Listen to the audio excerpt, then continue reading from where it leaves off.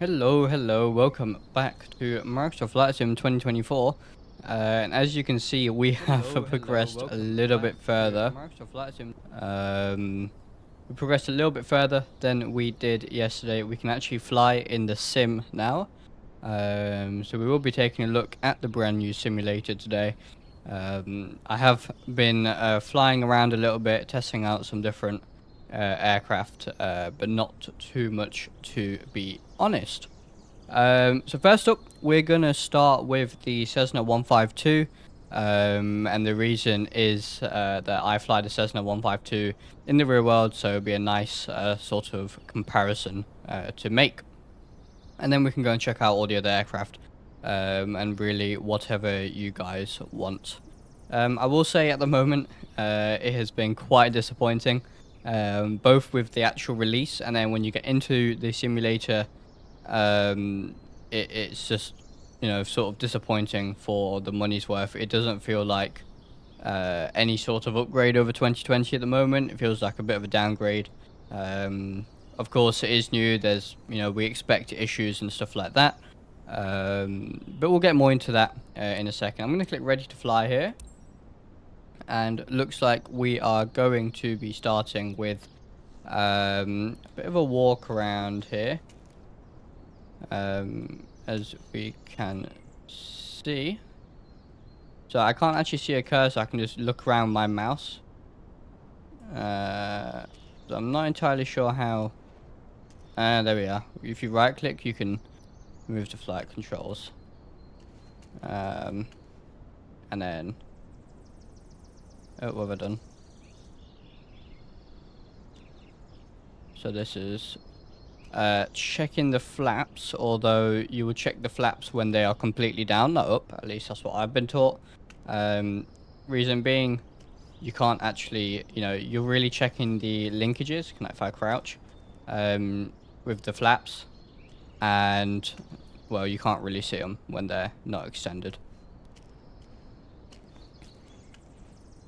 We move on to some of the other stuff here. It's a bit clunky, the walk around. I mean, it's nice, don't get me wrong, but it is a little bit clunky. Yeah, gotta make sure the flap detents are locked, absolutely, yeah. And don't put your fingers in the hinge. It's a good way to, well, lose your fingers, just in case. Now I've clicked on this, but it doesn't seem to want to do anything. So I'm not entirely sure what's happening there. But as we do this, we can have a look at the modeling as well, of the default 152. Again, like I said, I fly this in real life, so know it fairly well. Wing looks okay to me, no issues there at all. Obviously we do have the ailerons, and they do move, as we can see. And what is quite nice is, obviously these are linked, so you can see the other one on the opposite side moving, and you can see the actual flight control column in the in the aircraft itself moving as well, which is pretty accurate. Now these don't want to work, it seems like. They don't want to go green, so that seems to be a bug. And same here. Having said that, this is slightly different because the Cessna 152 iFly doesn't have these fairings here, so we can actually check the whole wheel itself. Now, it looks like, so the pitot tube is modeled. Is there a static port? I'm interested to see. There it is. So there is a static port. We do check those as well, make sure they're not blocked, anything like that. Otherwise you can get incorrect readings on your instruments, which you definitely don't want. And then walk around, obviously check oil. In here, can we open that? We can. Oh yeah, okay, this is cool. So you open this is the oil sort of dipstick here, and you just twist that. So you rotate it anti-clockwise, and you can pull it out. Can we actually pull it out? It looks like we can't. But yeah, you'd pull it out, check. You need at least 4 quarts, 4.5 quarts minimum of oil. So that is something you always check before every flight. Yeah, no pitot covers for some reason. If I click 12, does that... Oh yeah, that just changes that. Okay, yeah, so no covers, no chocks, no tie downs, unfortunately. Got the nav lights there. And of course you do the fuel check as well, so it's there it is, that's modeled as well. You can put the I'm not entirely sure what it's called, but there's a device and you can sort of stick it in this hole, you get a bit of fuel out, and then you check, make sure there's no water. And you do it for the engine as well. It's not modeled here, but there's a grey sort of tab here, and what you do is you'd pull that tab, fuel sump, there it is, thank you Jonathan. Yeah, and you'd pull that tab, and then down here, if I can find it, I think it's this, but it may look a bit different on this aircraft compared to what I used to, and then fuel comes out there as well. So you check both wings, and then under the engine as well. So obviously, normally I would also check the ailerons on this side as well, and the flaps and all that sort of stuff. And same with the gear. With the gear, I'm checking that there's no obvious sort of structural damage or any just general damage. There's marks on the tire and the rim as well to make sure it's not sort of rotated on the rim itself as well. We check all 3 wheels, and then that is what we do for that. Also just checking for general damage. Can we move the elevators? So we can move the rudder. Okay, so checking these linkages here mainly. Hey Stan, welcome. And then the elevators as well. And if you go here,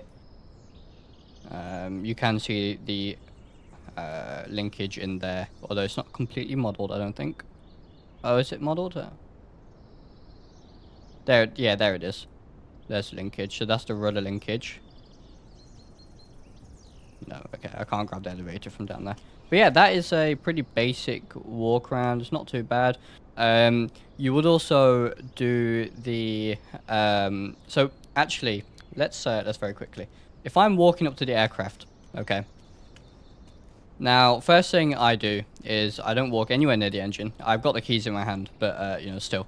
And I do take off the pitot heat, not the pitot heat, the the pitot tube cover. Can I open the door? There I can. And oh, okay. I didn't want to enter the aircraft, but I guess we do that then. And I need to change something on. I don't think it's remembered my controls that I set up earlier. It looks like. I will go through this menu shortly, but I'll say right now I do not like it. The new control binding. It's potentially worse than what we had in 2020. And yeah, so I removed all of these toggles. And reset them all myself, and it has reset everything again. I don't want these random buttons that, you know, I'm not going to need, like your trim. I mean, don't need that. So I guess we're just gonna take a look at this now then, because I need to set up these controls before we fly. Now, so there seems to be a bunch of different preset options here.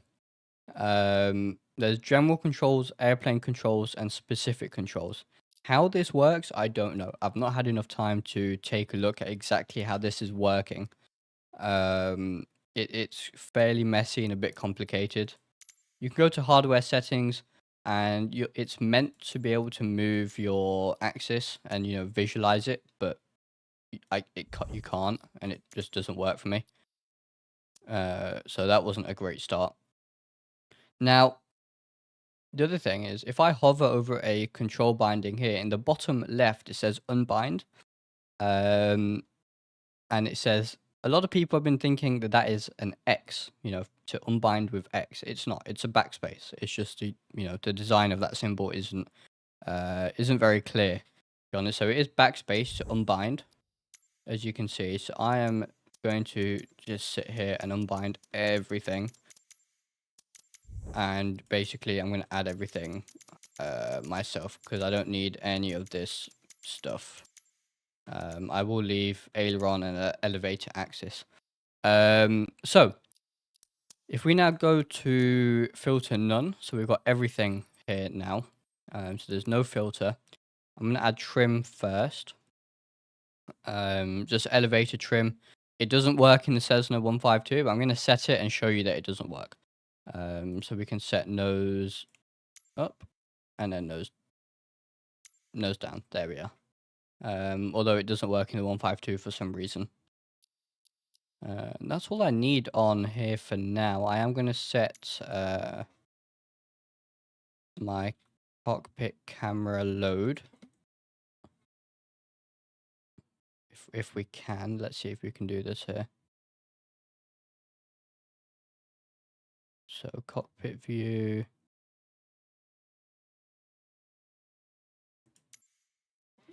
Load. There we are. Load custom camera. And I'll just do what? Why is it doing that? Yeah, man. You want to scan. There we are. All right. Have I been able to fly? Yes, briefly. Yes. And all right, so that's those done. I just gonna make sure I don't have any conflicting binds. So the other thing I'm not a massive fan of is they've called this aileron axis rather than roll axis, and the elevator axis is not pitch axis, is elevator axis. Which I don't know. I find that a little bit strange. I would much prefer it set to roll axis and pitch axis. Because for conventional aircraft, sure, you're gonna have elevators and ailerons for your flight controls, but you're not necessarily gonna have that for some other aircraft, helicopters, for example. But anyway, that's something that was just slightly strange and pretty minor. Rudder pedals are set. Throttle quadrant, I think we're good to go.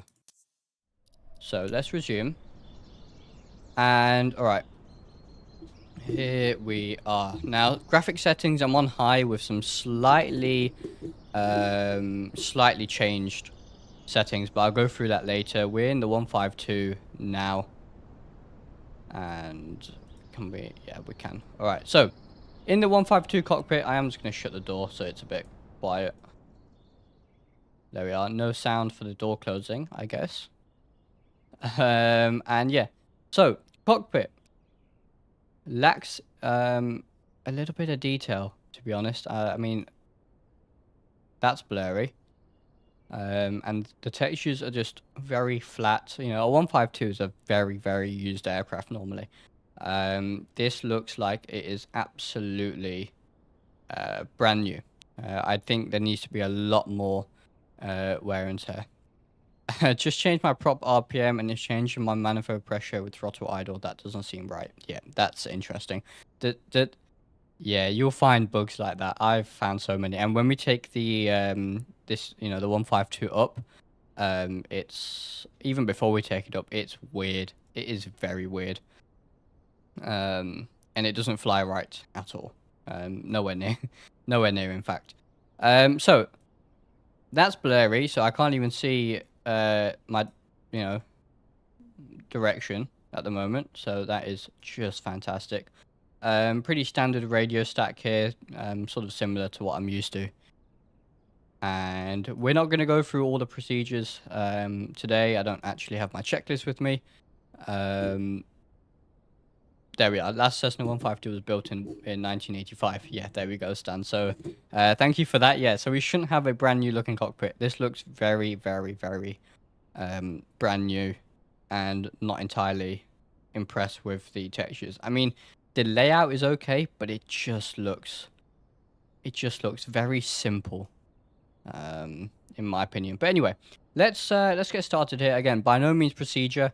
I'm not, following my checklist or anything like that. I just want to get up in the air nice and quickly here. So my flight controls.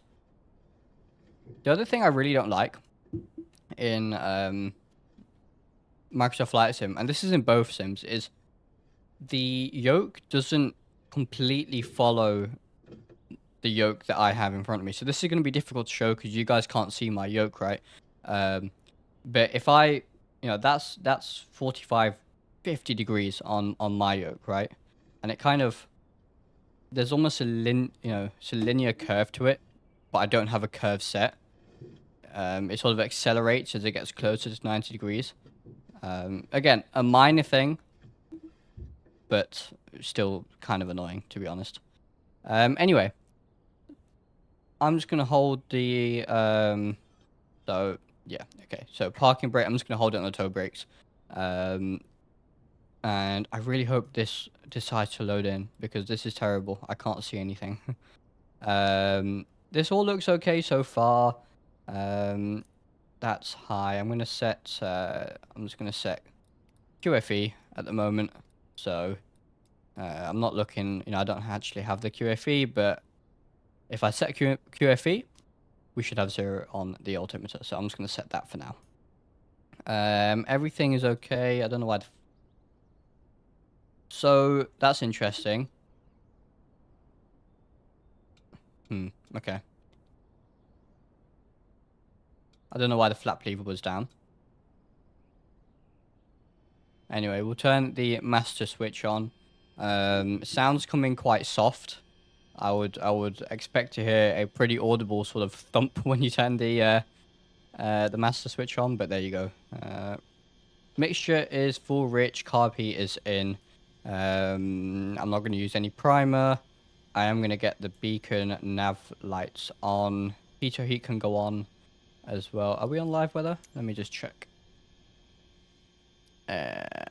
We are, and it is cold here in the UK. So not live time. We are live weather. It's cold in the UK. I'm going to stick the pitot heat on. Now trim. I am holding the trim buttons. Oh. Now it's working. Alright. That's good then. I'll just set takeoff trim. Perfect. And yeah, let's just go ahead and start the aircraft real quick. I'm not entirely sure how to get the ground crew here to move. This is Leicester, by the way, my local. So let's take a look around very quickly and see how accurate it is compared to my local airfield. So do I go, I think, free camera drone. All right. How do I? Okay, so we can actually move the camera with a mouse now in the drone cam.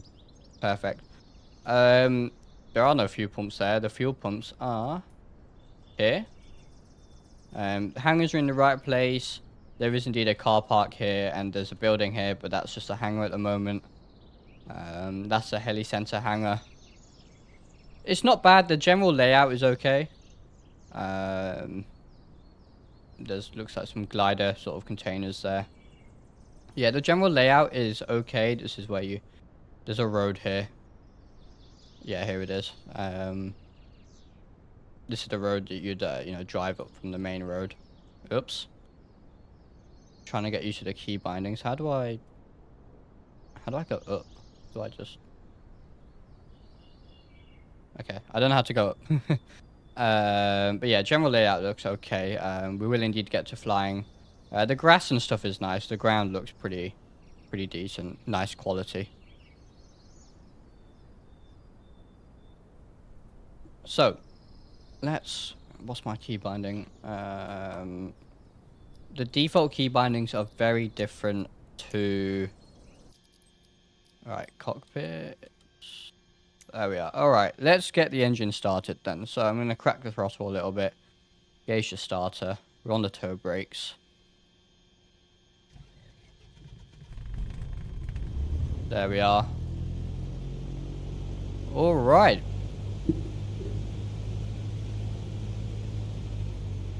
And alright, yeah. Like I said, not going to do any checks. The camera system just doesn't seem to save the camera. And I don't know why. It's just not saving my camera binds. Let me very quickly check the key binds for that. But we will get flying very, very soon. So save custom camera. That is correct. That's what I've got it set as. And then load custom camera. Okay, they're correct. See, I've changed all these to be in line with X-Plane, essentially. And it just, you know, if I set this view here as my main one, control 1, and then hit 1 again, it's not saving at all. So that's very interesting. Anyway, let's get going here.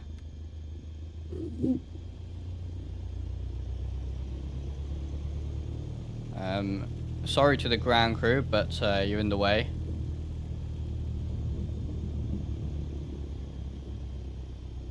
So we'll just taxi out to the runway. We're on live. Is the windsock active? It is. The brakes are absolutely non-existent, which is what I found earlier, and the aircraft does not stay on the ground. It is very, it's nowhere near maneuverable enough compared to the, you know, real-life aircraft. So, right. Looking at the windsock, we'll take off runway 28. So I'm going to hit the brakes now at maximum braking. That's maximum braking. Come on. So the brakes are non-existent, and I'm having to use full right rudder to get the thing to turn. So yeah, on the ground it already doesn't handle well, to be completely honest. Something else I do want to show you. In real life brakes, yeah, they are. I do want to show you as well when we on the takeoff roll. I'm not going to add any rudder, okay? I'm not going to add any right rudder. Now, in theory, without any rudder, the aircraft should... Look, I'm braking there. Max braking. Come on. It's... yeah, on the ground, it's already not good, to be honest. Having said that, visuals are fairly nice. I'm not entirely sure I like the propeller animation, spinning animation. It seems like it's at a much lower FPS than the rest of the sim. Kind of ruins it. I don't like the propeller animation. And my compass still hasn't loaded in, so I guess I'm going to be using the magnetic compass, which is, as we know, not particularly accurate. I don't like the prop. These reflections are low quality as well. I'd rather they just not be there.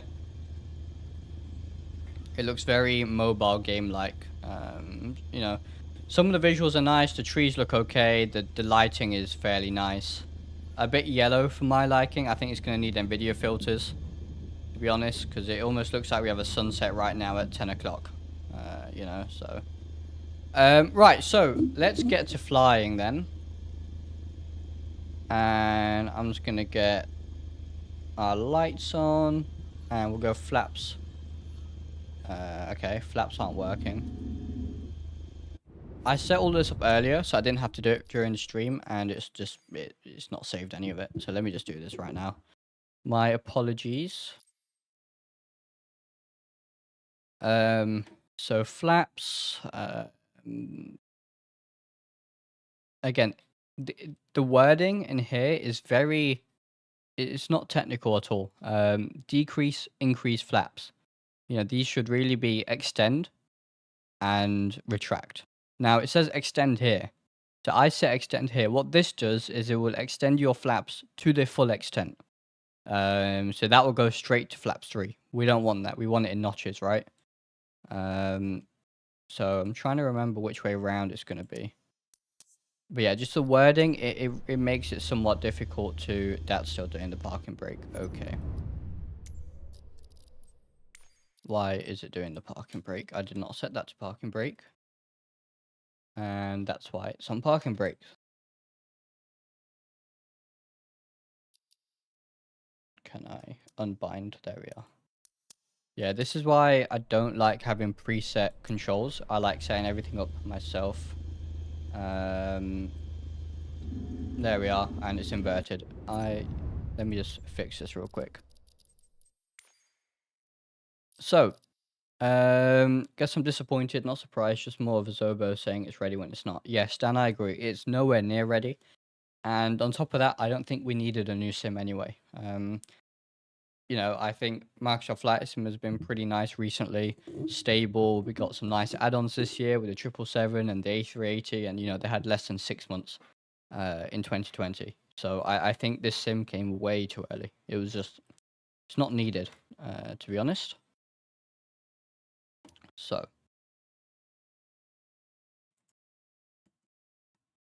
come on, scan. There we are. Right, this should work. There we are. Okay, so flaps 1. And I have to reset my... Yeah, the camera isn't saving again, so that's pretty annoying. So, like I said, I'm not going to add any rudder on this takeoff. And the aircraft should veer to the left, and it should veer enough to the left that we would, you know, exit the runway, go off the runway. In real life, you have to add a lot of right rudder in order to, you know, maintain center line. So, let's try it here. I'm going to take off and add absolutely no right rudder. If we move, that is. There we are. Now, I'm not adding any right rudder. And in fact, we were going more to the right than anything, which is definitely not realistic. We should not be able to maintain center line like this at all. 55 knots. I'm going to take off here. And alright, it's very twitchy. And I'm just going to pitch up for 65 knots climb speed. Aircraft feels way too powerful as well. So if I maintain, so full power, 65 knots, there's no way we should be getting over 1,000 feet per minute. We're getting almost 1,500 there. Almost 2,000. Yeah, no. 1,000 feet in like 30 seconds. No chance. Like in a 152. Anyway, flaps up. I'm going to pull the power back. That was incredibly quick. Way too overpowered. Way too overpowered. Going to make a right turn. Scenery looks nice though. Scenery looks nice, and so do the shadows look okay. I have to say the graphics are okay, they're not too bad. I do see a bit of an improvement. Updated Bing imagery, the clouds look nicer. I think the lighting is still a little bit off in terms of the sky colors. I'm just going to make a 180 here. It is, see if we can actually get this thing trimmed. We are way out of trim. There's runway 28 on our right, so... It's, yeah. I have turbulence on realistic as well. And it's way too turbulent. Oh. Oh.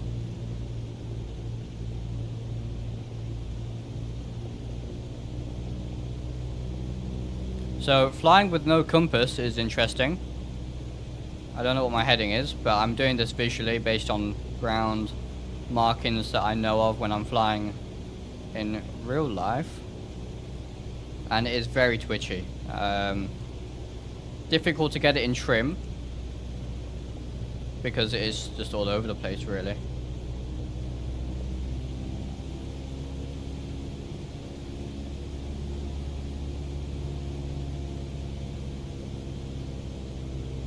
Heard that the 170 has some issues. Anyone know what those are by chance? If it's anything like the 152, it's a lot. It's overpowered. The flight model is not particularly good. I don't have a compass right now. It's all blurry. And I have a co-pilot here blocking my view. So yeah, and of course it's not safe my view, so I have to manually place the camera back here. We'll go for base leg, just do a quick circuit here. It's a landing that is, actually, let's climb.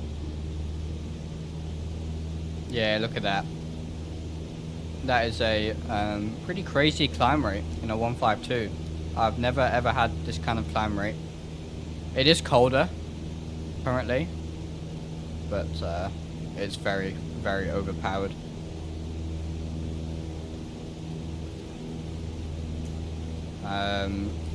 So this is 11 o'clock. Let's change it to more midday. I don't know why that changed the weather.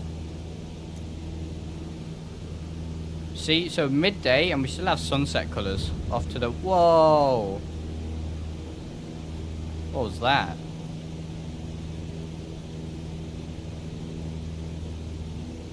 Oh, so is the imagery not fully updated? The clouds look better.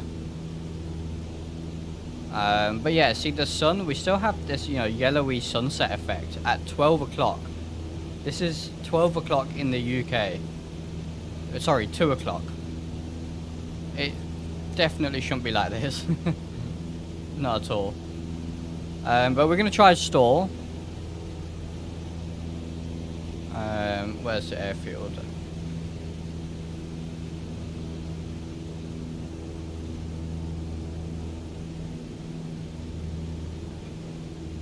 And they still have the annoying control locking. So when you're in free, if I move the yoke slightly, if I go right and then hold free look, it's holding the control column like that. My control column is centered right now. So it's still got that bug, which is extremely annoying when you hold, you try to look around and it freezes your flight controls.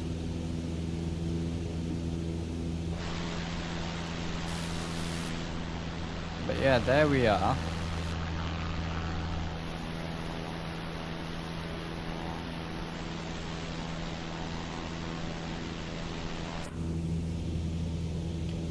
And alright, how high are we? 2,300 feet. So we're going to try stall. We need to get to at least above 3,000. And we'll head back this way. So we're heading west, okay. Do we have a VFR map? I guess we don't. Clicking M. Oh, but we have the EFB, don't we? So there's the airfield. Heading back towards it. Let's continue climbing. If you overspeed the aircraft engine, it will have damage. That's cool, at least. I think I turned aircraft damage off, though. And, alright, 3,000. Let's go for a clean stall first. Okay. So, I'm going to slowly reduce the power. Now, stalls are slightly improved from my testing. So, I'm just going to slowly pull on the yoke, maintaining 3,000, but obviously as we slow down I have to pull back more and more and more and more. So we should have stalled at this point. We're well below 40 knots. Note when we're clean, remember, so we should have stalled. No stall. Oh, okay. So we stalled, but we didn't have a we didn't have a stall warning. Let me just try that again. I don't know why we didn't have a stall warning.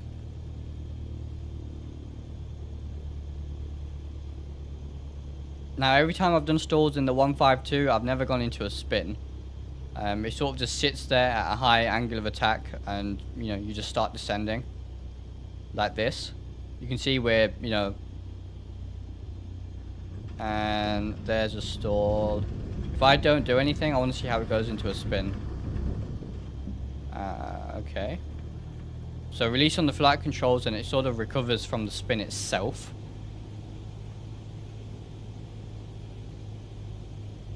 Interesting. So, no stall warning for some reason. Let's head back towards the airfield and go for a landing then.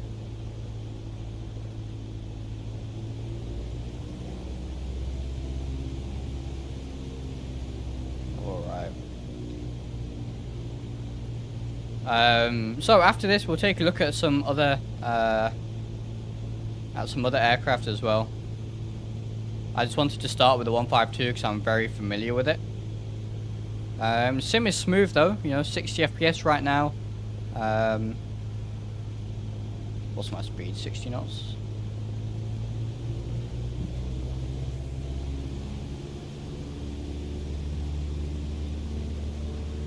There's the airfield. Yes, it is quite smooth. The terrain does look better at low level for sure. The trees look nicer as well. I turned off cars, fauna, ship traffic and other aircraft traffic because it saved me a ton of FPS. That sort of stuff was really eating into my FPS. Right. Let's, why is it? Sometimes it just tends to go off and do whatever it wants to do with the flight controls. We'll have 2 stages of flap.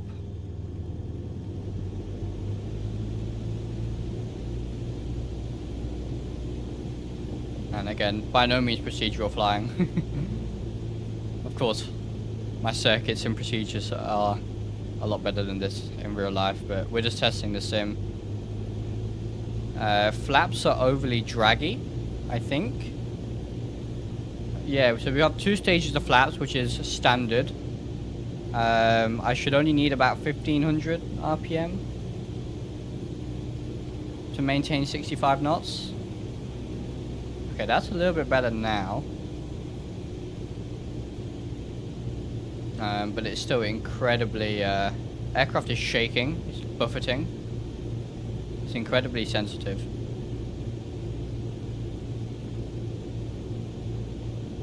But yeah, let me know what aircraft you want to see next.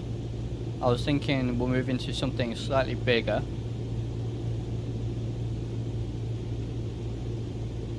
And there's those bumps again. Pappies are, well, there shouldn't be pappies at Leicester. We're slow.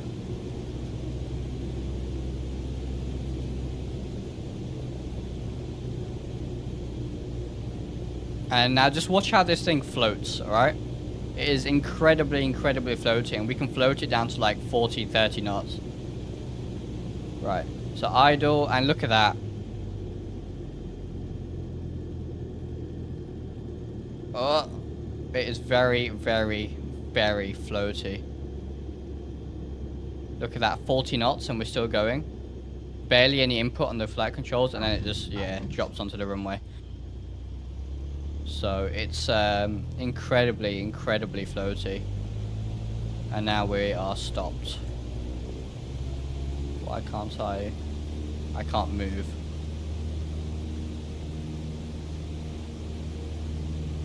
That is full power.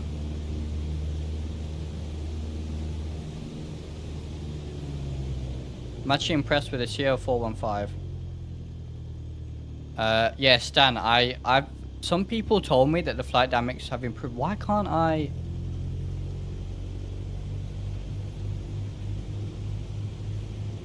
Parking brake set itself. Yeah, some people said, oh, flight dynamics are improved. Microsoft Flight Sim said, oh, I can't turn. It just does not turn. That's full rudder. That is ridiculous. Yeah, I don't see where the flight dynamics have improved. I did yesterday do some flying in the 152 in Microsoft Flight Sim 2020, and that was honestly better. This is a downgrade for the 152 at least. This is definitely a downgrade in my eyes. Having flown the real, the real world aircraft. I'm sure if I showed this to my instructor, he would laugh. All the instructors in my flight school, all explain only. Microsoft Flight Sim is a game. That's what they say. I do agree with them, especially based on this. I mean, sure, the graphics are nice. This lighting is nice. The terrain is nice here with the the 3D grass and such. But the flight dynamics are not there at all. And I really don't like this prop animation. So if I slow down to a walking pace and go full left rudder, we should get more than that, to be honest. You should be able to turn pretty much on a dime in the 152 with full rudder, a little bit of toe brake, quite maneuverable. Set the parking brake, and like I said, yeah, we're not going to go procedure, we're just going to flaps up. And I'm going to pull the mixture.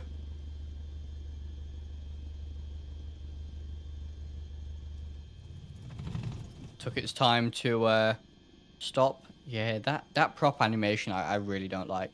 And we're still going. There we are. That took a long time to stop. And yeah, mags off. And go master off. There we are. So there's the 152. Current impressions. Not particularly impressed with this. Disappointing. If this is okay, if you were, if you just wanted to, fly around, mess around, take a look at the world, sure, that's, it's fine. If you were looking at doing any sort of training in the real world using this thing, don't. It will be extremely detrimental. If someone was trying to learn to fly and using this, in conjunction with their real world flying lessons, it would be detrimental. It really would, because it's just, if you start picking up bad habits flying this, yeah, it's not going to be good at all. This is the flight model is not good. Also, when I added flaps, they were incredibly draggy, way too draggy. Flaps, flaps 10 and flaps 20 in 152 are, you can feel it for sure, but it's not too bad. When you add flaps 30, that's where you get a lot of drag. That you can really feel, but flaps 20 was way too draggy. In my opinion, I needed almost 1900 RPM to maintain 65 knots in the descent. Normally I'm looking at around 1500. Obviously this changes with wind and stuff, but yeah, we had a headwind there. I've flown with a pretty hefty headwind before, and it was nothing like that. Additionally, I didn't mention this in flight, but when you actually put the flaps down, if you don't retrim the aircraft stays in trim, which it shouldn't. You should get the nose rising when you add flap, and it doesn't. So that is, the only effect the flaps are adding, it seems at the moment, is drag. I'm not, you can't feel the extra lift, or the pitching moment. Thinking maybe they've made 2024 more Xbox and PC. That's where numbers are. Yeah, this is. I was sort of expecting this as well. It's much less of a sim than 2020. It is. There's more focus on the game aspect. 100%. You have to turn all the horrible UI off when you first load, to get it being like this, where it's just clean, like how a simulator should be. But there you go. So that is the 152, everyone. I had a close one with FlexJet parked too close to the taxiway, called up ground, did a right 270 on a dime without issue. Love diff brake. Yeah, absolutely, yeah. Jonathan, the 152 is so maneuverable. I mean, there's a technique to it, pumping that, toe brake on off to, get it to turn around, but you can turn extremely, really on a dime, to be honest. And in this one, you can't. So, all right. So let's go to free flight. Yeah, standard. It's very much more game-like, which is great for some people. I think for most of us, it's not going to be a particularly good thing. But we can jump over to the US now. Take a look at the next aircraft. No worries, Mark. Glad to have you here. Hopefully it's a informative stream. I don't like being, negative about these kind of things. I'd love to be able to say positive things. But I've got to be truthful to you guys. It's a lot of money to spend. I bought the premium deluxe edition. That's £130 in the UK. That's the equivalent of like what, $150 almost in the US. It's a lot for something which is an improvement. Yeah, sure, it's got a reskin. I don't actually even like the new UI. I much prefer the older UI. Maybe we just got to get used to it, but it feels more clunky to me. Definitely feels a bit more clunky to me. Yeah, we'll try the bush and heli aspect, Jonathan. I think that's gonna. It seems like a lot of the graphics in terms of the ground has been tailored towards bush and heli flying, from what I've seen. But you know what? Let's go to Orlando. My parents are actually currently in Tampa visiting some family, but we'll go to Orlando. It's a handcrafted airport, allegedly. And let's pick a different aircraft. I think we're gonna go for the 737 Max next, and just take a look at that. So we can go to configure here, and you can change it between the BBJ and passengers. So we'll go passengers. There's some included liveries as well. So let's just go ahead and let's leave the official Boeing livery on. Fuel payload, and then there's identification as well. But we're just going to leave it like this, and we'll load into the 737 and take a look. I've flown it already. I don't like it at all. I'm very glad we have iFly to cover our 737 Max needs. Now I did put the Phoenix, the PMDG, the iFly add-ons into my community folder before loading up the sim. And that I can't view them, so that's just completely not working for me. And Orlando Tower, November 870 why? Tree 1 at runway tree 6, right ready for departure, straight out departure. Alright, so it's configured the mini stick on my yoke, which has stick drift to the view. So we're gonna have to go through and switch these again. Key bindings, yeah. I live across the bay from Tampa. Oh, fantastic. Lovely. Yeah, I visited in 2015, so I was fairly young. I can't remember too much about it, to be completely honest. But yeah, we visited Tampa, we did Miami, and then we did Orlando as well. We were there for 3 weeks. We have some family that live there, some fairly close family. So while me and my sister all finally moved out, so parents are free to go and do whatever they want. So yeah, they're visiting in Florida this week. The Max is terrible. Good luck. I know. Yeah, it really is. Can I? Where's my 737? I had profiles set. I really did have profiles preset, and it just doesn't seem to realize at all. Find the UI jittery. Yeah, I'm not a huge fan. It's slightly laggy as well. You can see here. It's these are minor things I'm talking about now, but it doesn't feel polished at all. Configure page is so clunky. I gotta see. Yeah, it is. The whole UI, I'm just not a fan of at all. I'm really not. Safety Harbor. My wife works at KPIE St. Pete. Oh, fantastic. Very, very nice indeed. Yeah, St. Pete's just across the bay, isn't it? How's the launch going? Hey, Skylar, how's it going? Well, we can actually fly today. But so far, UI, don't like it. And the flight model is very strange, especially in the 152. We'll just fly in that. Gotta say, though, the trees and ground and grass and rocks are fantastic. Yes, they really are. That aspect of the graphics is better. The lighting is slightly better, although it's not as different as I thought it might be. But it is better. And the clouds are better as well. But for me, the flight model is I just don't like it for the GA. It's so misleading. I would honestly feel sorry for someone if they, they're flying the 152 and then they're trying to use it for flight lessons. It's going to cause all sorts of issues. It really is. I don't think it's a massive upgrade. It's very buggy and the UI is weird. Yeah, yeah. This is not an upgrade. This feels like a downgrade. Honestly. Hopefully I get used to it flown it yesterday. Yeah, it might be a fact that we just got to get used to it a bit. We are comparing Microsoft Flight Sim 2020, which is a 4-year-old product now, so it's gone through plenty of updates and a fair life cycle to a brand new product. So we'll see how it progresses.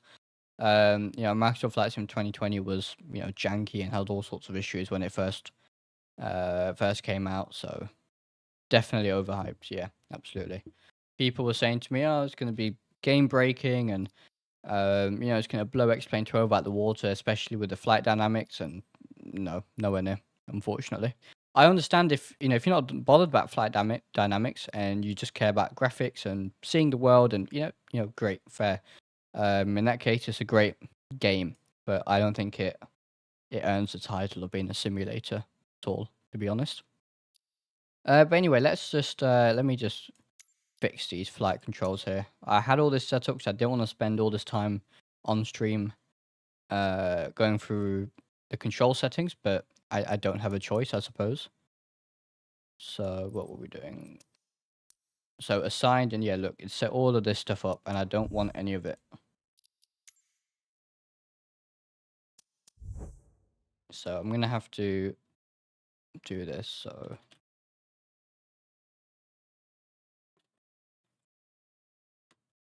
we're gonna set that. You can apply to all aircraft, which I did earlier, and that didn't work either. So right. I really, and see, we have to redo this again. I really don't like all preset controls because the chances are you're going to have to change it anyway. Because they're not accurate. They don't really match with the yoke either.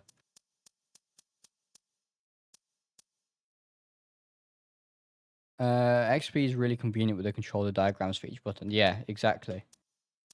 Just the X-Plane setup is so much easier, and having profiles which are linked to aircraft, and when you then go and fly that aircraft, it changes your control profile automatically, is so useful. Once you have all your controls set up, you just don't have to look at it. Most flights you just load into your plane and off you go.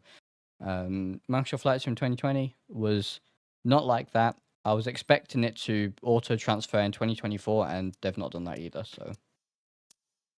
So we've got ailerons. We need to add trim. And these filters, again, we don't need filters. It's just a clunky UI thing, which I don't like. Explain. You have to outperform the recommendations to get a good enough feeling. Yeah, their recommended specs were very weird. I was very surprised to see no mention of the X3D CPUs from AMD in their, recommended specs, because we all, the X3D CPUs are fantastic. I have one and it's great. I really enjoy it. And the fact that they didn't even recommend a 5800 X3D is very strange to me. Very strange. Nope. There we are. All right. I think we are good to go now. Give it a second for the performance to work itself out. It looks like we're in the desert, not Orlando. Hopefully we get more performance than this. This is the closest to annoyed I've ever heard you. I am. £130 I spent on this, and I was expecting it to be bad. I was expecting it not to be completely useful for 6 months, hence why I've not deleted Microsoft Flight Sim 2020. But it's really worse than I thought. I mean, I couldn't use it at all yesterday. Now my performance is terrible. I'm on 14 FPS, 12 FPS. The max cockpit is blue for some reason. I've never seen a 737 Max with a blue cockpit.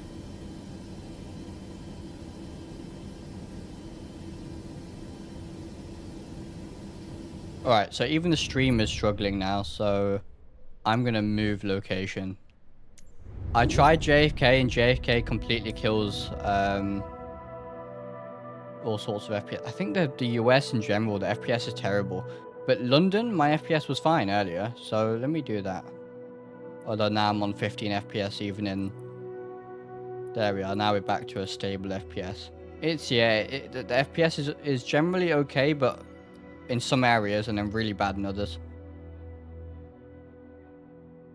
Try the trim and AP disco sounds. Will do. Go to Singapore. Yeah, alright, yeah, let's do that. Singapore. Why not? I did want to show you, which is a fairly cool feature, but not something that is particularly required. If you zoom in all the way here, if we change the time, I don't know why nighttime it goes black and white, it looks weird. If you zoom into like somewhere with photogrammetry, it actually loads the photogrammetry itself, if that makes sense. You can zoom in quite a fair bit, like Google Earth. And if I had cars and stuff turned on, there would be cars here. Again, not a feature I overly care about, but it's something cool, I guess. Let's go to Singapore then. And we'll take off on this runway and fly towards the city.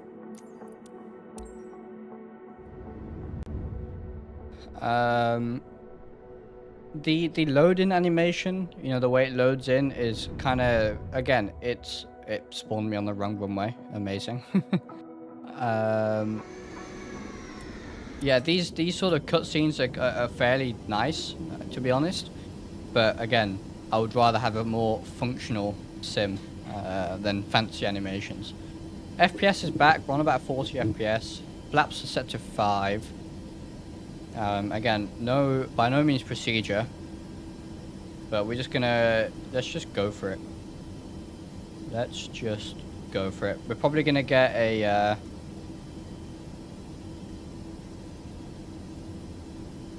my throttle isn't working. Why is my throttle not working? I set my throttle up earlier.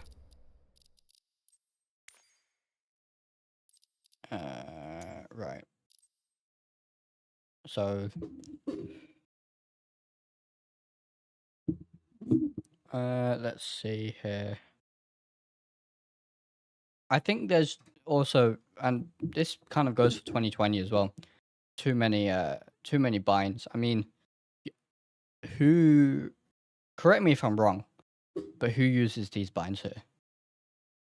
Next detent for the throttle on a 737 is pretty useless. Some of these binds are just, there's so many, it's difficult to find the ones you actually need. Throttle 1 axis. Throttle 2 axis. Okay. We have throttles. And it's inverted. Every time I set an axis, it's always inverted. And it's incredibly annoying. Right. So we need to go in here and then set inverted axis and do the same for this one.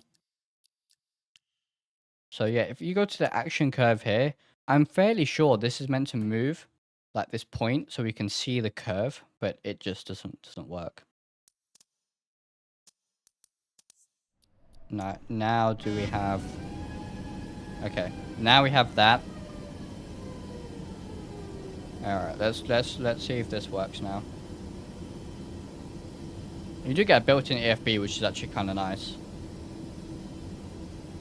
The engine spool is very quick. So if I go from idle here to 40%, it's instant, almost. Very, very quick. I think the parking brake is on. Yeah, there it is. And then, yeah, we're just going to... Full power. Takeoff power is set. That is very quick. Yep, not ready for prime time. Absolutely. This feels, you know, if I I didn't get access to the alpha, but if I had access to the alpha and this is what I was greeted with, I'd be disappointed for an alpha. But this is a full release. Right, we'll rotate. No deadband whatsoever. Gear can go up. Oh, gear's not set.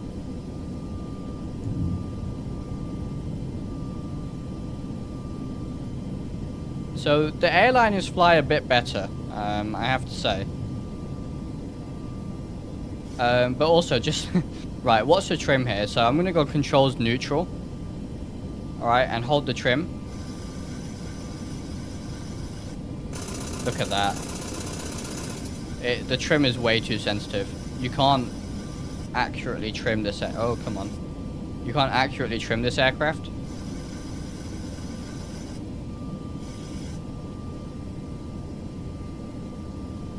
And yeah, the animation is not very good either. Come on. It's so difficult to trim this thing. Beyblade. AP disconnect. Shall we try it?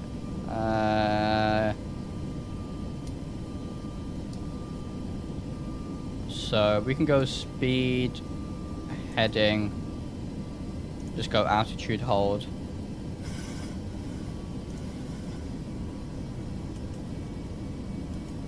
Right, so we're on. Whoa! That seems a bit. Oh no, that's alright actually. Alright, shall we try AP disconnect then? And it doesn't stay on either, right.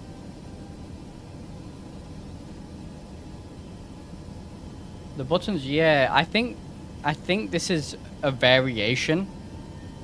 I think. I don't know. But anyway, let's try and land this thing. The sounds are the same as the 787, I think. It's very similar. I mean, the terrain looks decent, if we take a look here. You know, it looks okay. This isn't photogrammetry for Singapore, it's just auto-gen.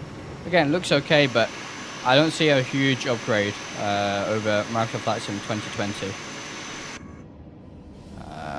There's passengers in the cabin, apparently. We'll take a look at the cabin in a sec, then. What can you say about the physics? Not good. Airline is... this one kind of feels okay, but it's a bit strange. GA aircraft are nowhere near. I was very disappointed with how the Cessna 152 handled. Very disappointed. Norrie Stan, thank you very much for being here. We're going to try and land at Singapore. Big letdown for the price, absolutely. I have to disable my Tobii eye tracker. I had to unplug it because it was causing crashes as well for some reason. So if you feel Microsoft Flight Sim is constantly crashing and you have Tobii eye tracker, remove it. Right, that's the airport there, isn't it? You can't even see the runway. It's so difficult to see the runway from here. There's no airport buildings, there's no nothing. I know this is due to my settings, but yeah, that's not particularly good.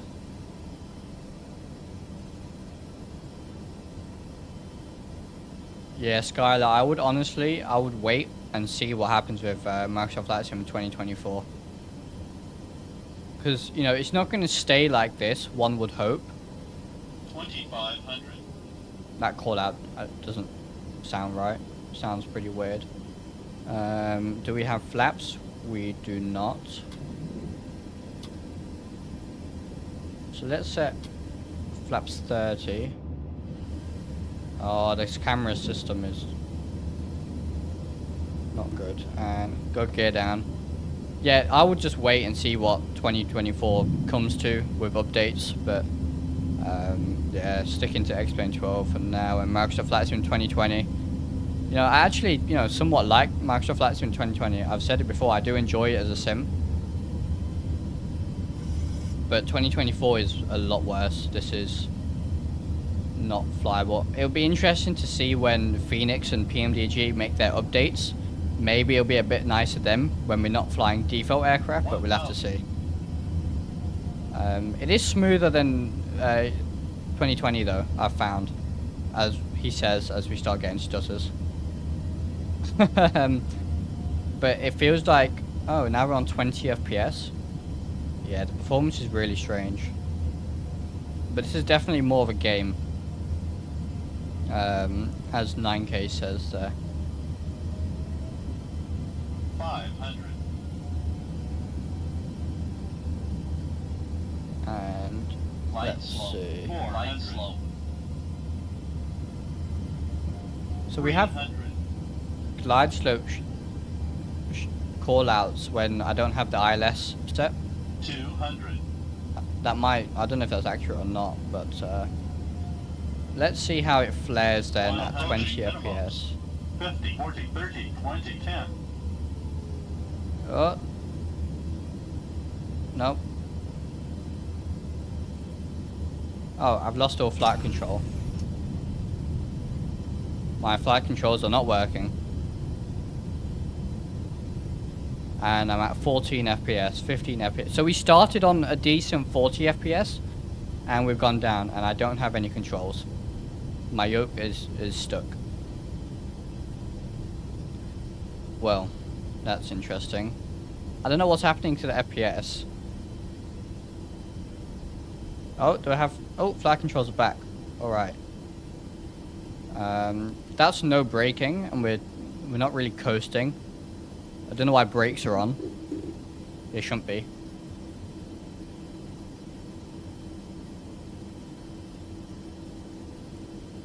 Let's see what the issue is here. So we're using a lot of VRAM. Yeah, look at the graphics card go. It is VRAM heavy. Very VRAM heavy, very graphics card heavy. 23 gigabytes of memory. This is DDR5 memory, by the way. It's using a lot for a default scenery in a default aircraft with graphic settings on, I think, medium high. I know Task Manager isn't the most accurate, but yeah, not good. Austin is smiling somewhere. Oh, absolutely. Absolutely. The FB is kind of nice though, don't get me wrong. So we can do a flight plan, payload, fuel, navlog, and charts. Okay. Oh, there's more apps here.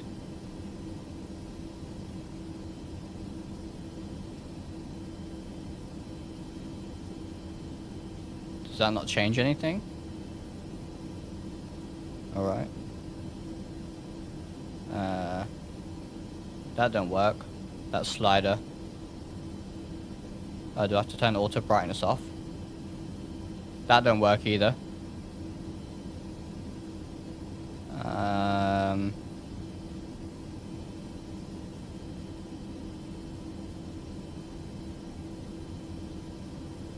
Interesting. There's a logbook here. We have flown 66 nautical miles, apparently. Not sure when I did that, since we did a lap. We did what, maybe 10 miles back then, just now? Alright, let's try something else. Oh, FPS seems to be... No, never mind. Still struggling. Does the HUD work? No. But the HUD brightness control works when the HUD doesn't work. Interesting. Oh, there we are. It does work, never mind.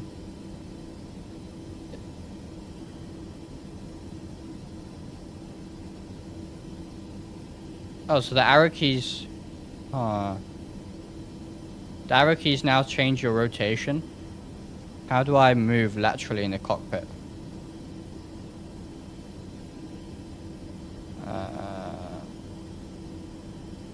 How do I move my camera?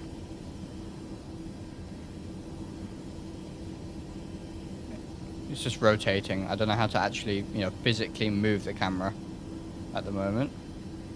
Anyway, let's head back to the main menu here. Try something else. The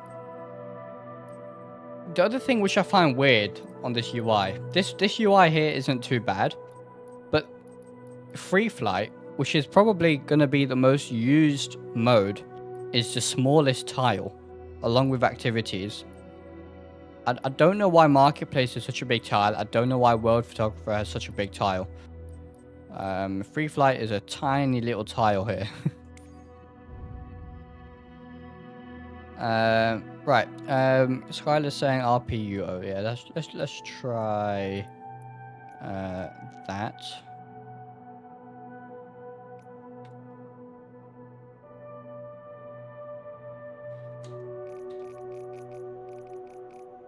RPUO.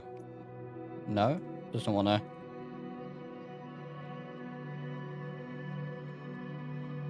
Yeah, the default keybinds are really weird.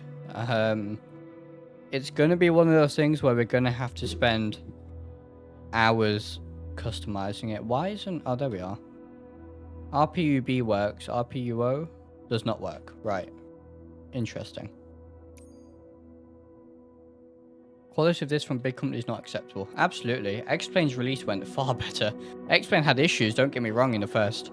Well, it still does have some issues, but it's flyable. The first 12 months were flyable. I bought the sim and was flying the sim within an hour.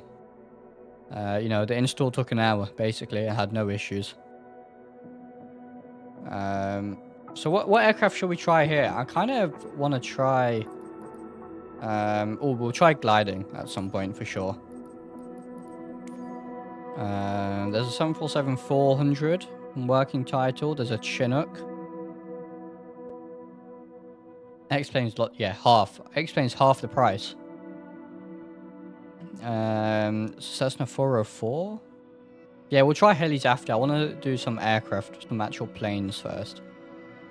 747-400.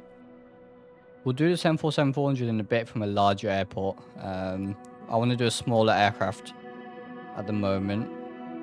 So I'm just going to go through them to this hot air balloon. We'll do the 747-400 for sure. Any Lancers? I doubt it. That's a very X-Plane X-Plane aircraft. There's a P-51. I would be tempted to try that. Oh no, the Pilatus PC-12. I think we should do that, right? There's a 24 as well. Let's do the PC-12. I know some people are asking for that. So we'll just start on runway again.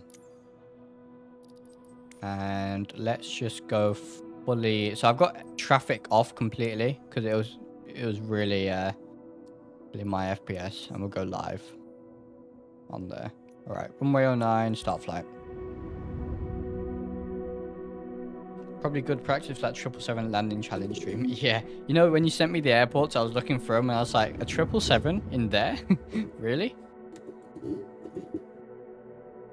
So I guess we're gonna have a look at the night lighting. Gear. And guess what? It's time to do our controls all over again. Oh jeez.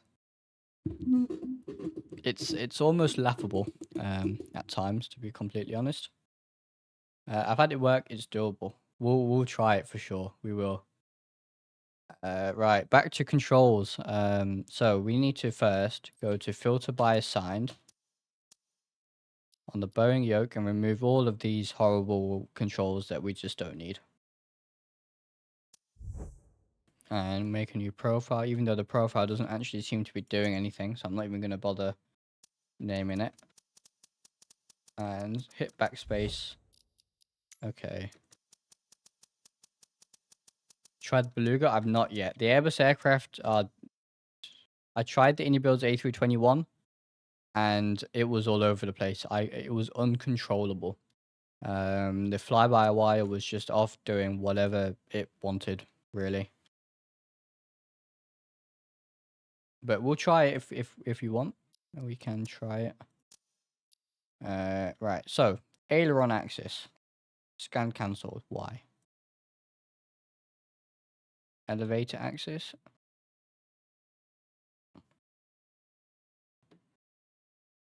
I think that's all we need for now. Is there control presets? There's meant to be. There's 3 different types of control presets. I don't know exactly how it works, but the control presets just aren't working for me right now. And do we have our throttle? We do. Okay, let's try this. Tower Pilatus Romeo Papa. Charlie 970. 1 ready for straight out departure at runway 09. Welcome to the Pilatus PC-12. Throttle does work. What is that beeping? Oh, it's the gear lever. Okay. So let's try this out. Do we have? Try and get some lighting on here, so we can actually see what we're doing. Not familiar with the PC-12.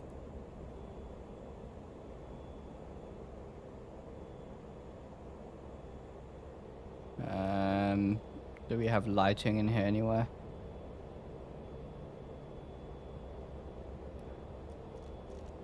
Oh, so that's maxed out. Alright, I guess we'll just, oh, why? Oops. I put the throttle into beta. Alright, let's just take off and take a look at this then. At least default planes have some sort of quality. Yeah, I think some are slightly better, some are worse. This PC-12 doesn't look too bad, in all honesty. Looks like we have some decent avionics here. Again, I'm not familiar enough to be able to say that, oh, this looks, you know, good or bad or accurate or not accurate. What's that? Oxygen. Right. Alright, anyway, let's just take off and see how this goes.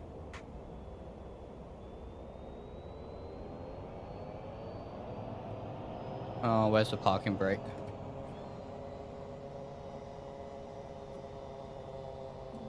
There it is. I do think the sounds in general are not particularly good for most of the default aircraft.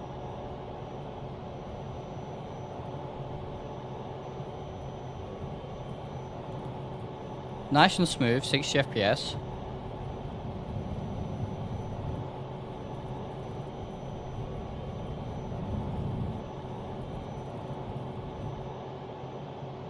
Alright, well, we're in the air. Gear can go up. Oh, the gear's working. That flies somewhat okay, actually.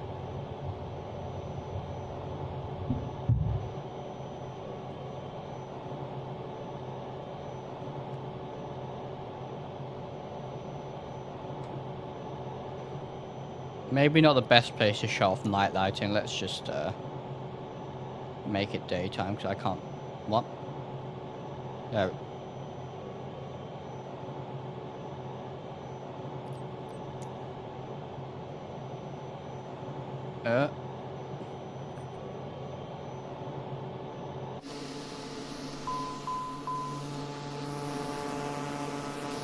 This terrain looks nice, to be honest.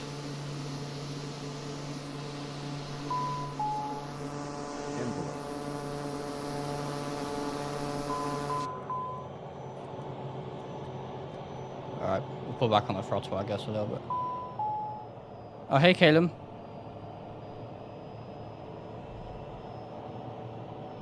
Should we go back and land? The slider seems to be UTC, not local. Which is why it confused me for a second.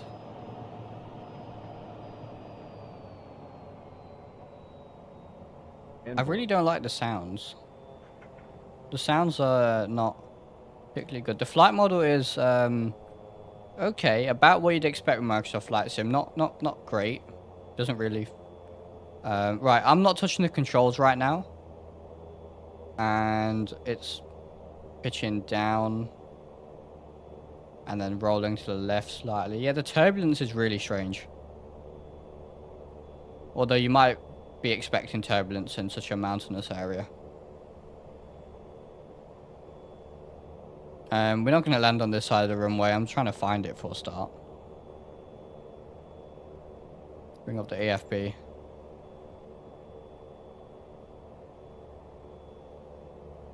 Why do I not have the map anymore?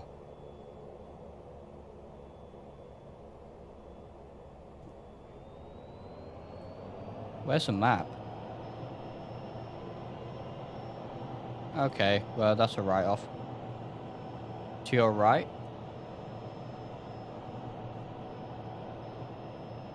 Oh, my flight controls are stuck. Every time I try and... Speed. Every time I try and... Speed. Oh jeez, that sound behind. Okay. Every time I try and move the flight... Oh, I got it. There it is. Every time I try and, you know, look around, it freezes the flight controls. It's such an annoying bug that they've carried across from Microsoft Flight Sim 2020.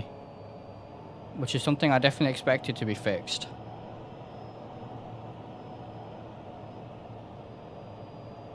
Envelope. Ew.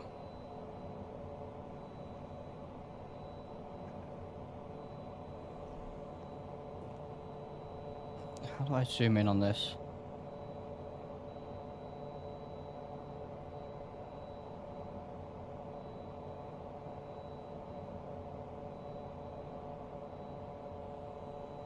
Oh, is that the runway there? Yeah, there's the runway, isn't it? Alright.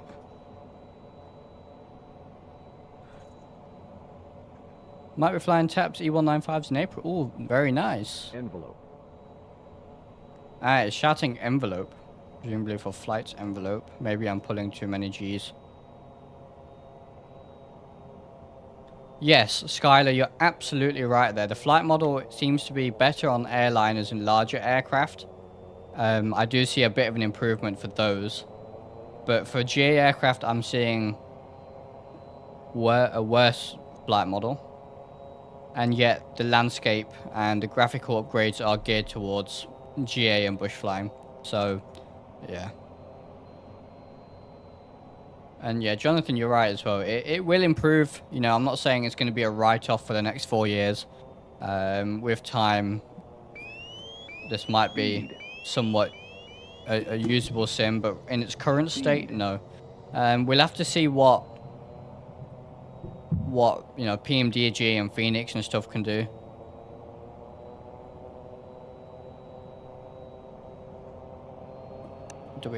We have flaps. I think actually you can get a 777 in here, can't you? That runway looks just about long enough. Pull up. The flight controls just don't react how you would, you know, how a plane actually flies. It's so strange. Floaty, floaty, floaty, floaty.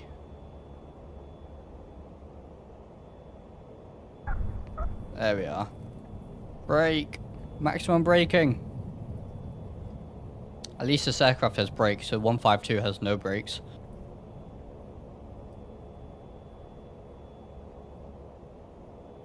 There we are. Now, the PC-12, let's just...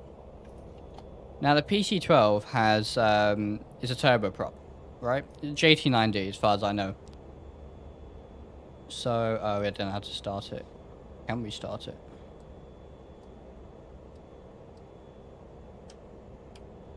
I kind of want to hear the startup sounds on this.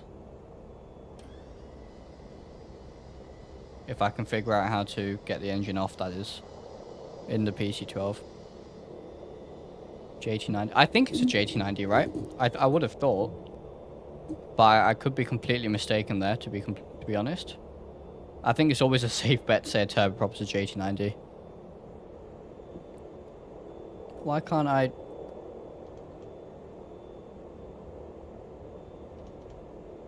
Anyone know how to just do stop in the start, push it on the top?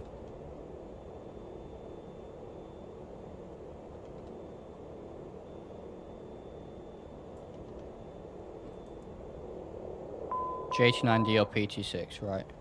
Oh, is that going? There it is. I want to hear the start sounds because we all know turboprops sound amazing.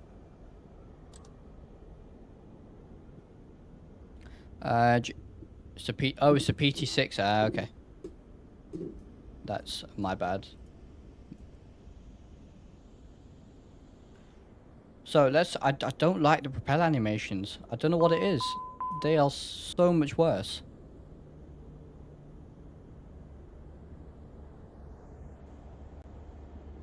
So, can we just go run and then restart it? I don't actually know what I'm doing.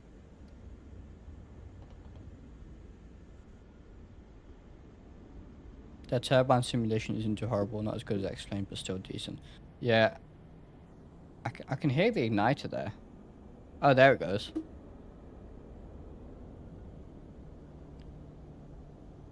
Yeah, look at the, I don't like the prop simulation at all.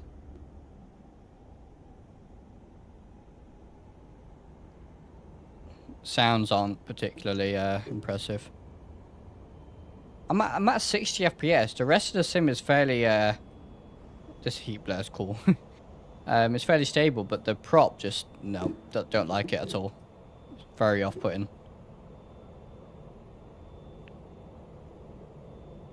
Alright, I think it's time to move on to a new aircraft.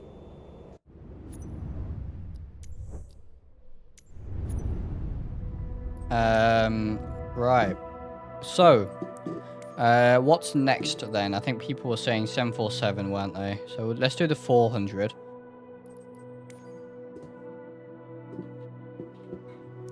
So 747, we'll just go with this one. And what airport would you guys want to do? Something that's hopefully not particularly, that's not too stuttery. We can try Sydney. Maybe. EGCC? Is that a, oh, it's not a handcrafted airport. LTFM. Actually, let's look at if LTFM is actually in the sim, because it's not in 2020 without, it's not. Without any add-ons, it's not in the sim. That's a shame. What exactly has been updated for this sim? It's like it's just been reskinned and everything behind the scenes is the same, if not worse. I was fully expecting LTFM to be in the sim, and it's not. It wasn't in 2020. It should have been updated to be in 2020, and now it's not in. Now it's not in, you know, in this sim. That's a big shame. Yeah, it's a major airport. It's a huge airport. It really should be in the sim. You could try to buy. I don't like how it goes black and white when it's nighttime.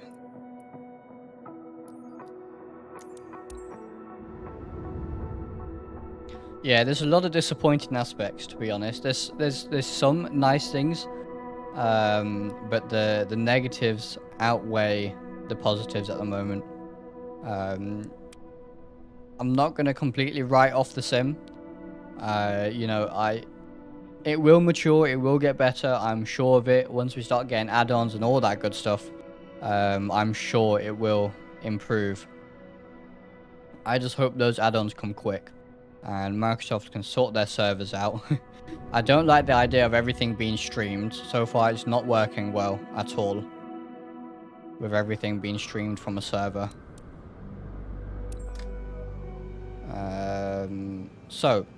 Cheaters.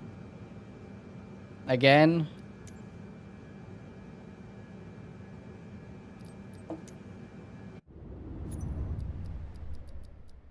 Here we go again.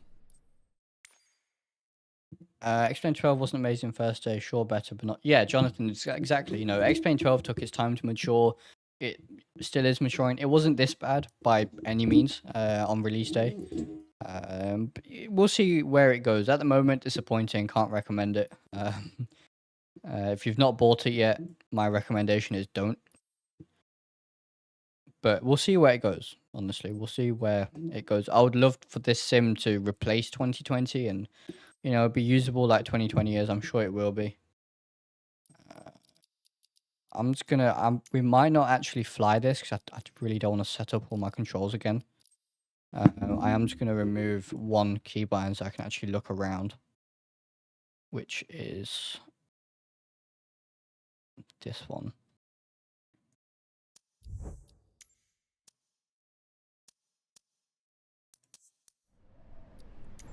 Skylar, I am, yeah, considering doing that. All right, 747 400. First impressions then. We're on about 40, 50 FPS, 30 FPS when I look up. They've still not fixed this at OMDB. Wow. Probably, if not the most popular airport in the entire sim. Where's the airport? Hang on. Where's my... it's very stuttery. Where's my airport buildings? That is a question. But I've still not fixed these.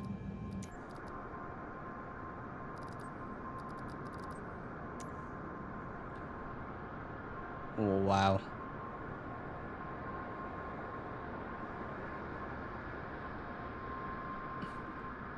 Nine FPS at Dubai. This performance is horrible. This needs fixing. I wouldn't be surprised if there's a memory leak or something. Because I know my VRAM is through the roof.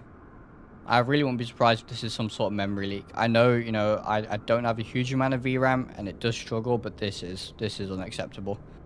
And apparently Dubai has no buildings, as far as I can see.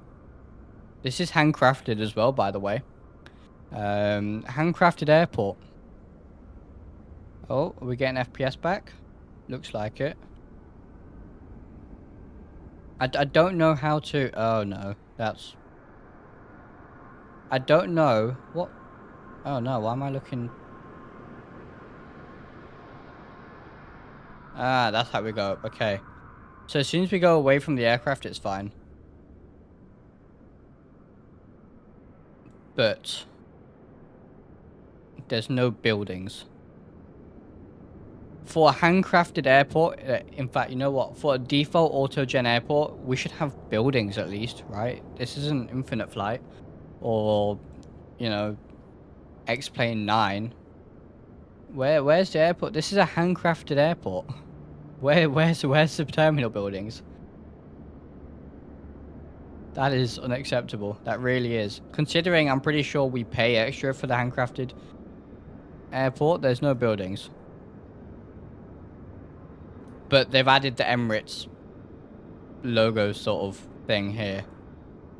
And some custom... I can't zoom, really. There we are. They've added some custom hangars over here.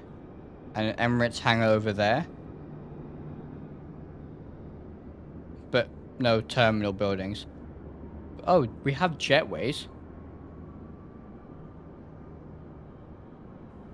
Maybe reload and... Yeah, it honestly, it might be. What if we just go really close to it? I think this is a server issue. I think there is buildings. But it's not loading due to a server issue. The delete key needs fingers to press it, so technically handcrafted. True. Single jetways, yeah, single jetways that are floating at the moment. I thought they would have at least fixed this. This is, you know, the most popular. I'm sure it's probably the most popular. This or Heathrow or something. Most popular in the sim, you know. And yet we still have the two tall buildings on final approach. I'm almost lost for words. To be completely honest with you, I don't see the upgrade. If you took a screenshot of this, realistically, would you be able to tell this is 2024 when compared to 2025? Not really. So, well, you could because there's no buildings, I guess. It's worse. Let's see if we can... There is... Why? Thank you. The default key bindings for Microsoft Flight Sim 2020 were bad, but I kept some of them and got used to them, and they've changed everything.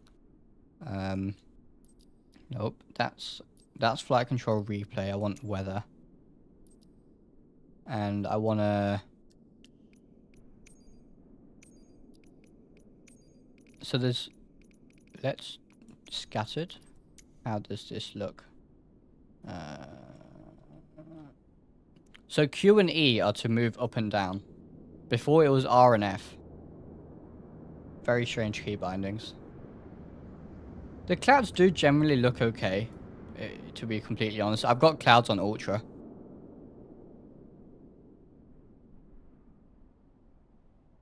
Yeah, just randomly changing all the keybinds to something that is less logical. I don't understand it. The keybinds are definitely not very good. You will have to go through and change them.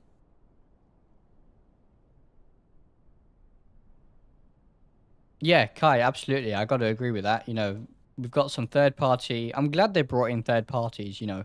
Okay, Indie builds aircraft aren't the greatest, but, you know, Blackbird and you know, they make some decent aircraft, right? And, you know, I'm glad flight control replay is integrated and all that good stuff. I've not tried it yet, so we'll see how good the integration is. But I liked, you know, when they announced that they're bringing in all these third-party devs. But has Azobo done anything themselves? I'm not quite sure, because I'm just not seeing a big enough difference. The clouds are improved. I will say that. Let's try. Oh, King Air. Yeah, that's a good idea. We could do that. Shall we try? Snow in Dubai is probably slightly cursed, but let's try it. And the same wet runway texture as 2020, which I've never really liked. FCI is the same as the Def Mode one in 2020. Is it? Is it really? I thought it was flight control replay, like the payware version, just integrated. Interesting. So we got snow going.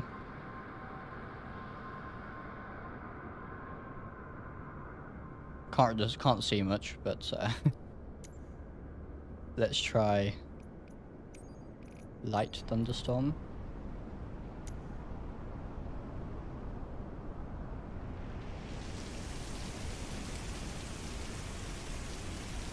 That ain't bad. I still don't like the puddles, because I mean, you can barely tell where the taxiways are, where the runways are. It's very difficult to see.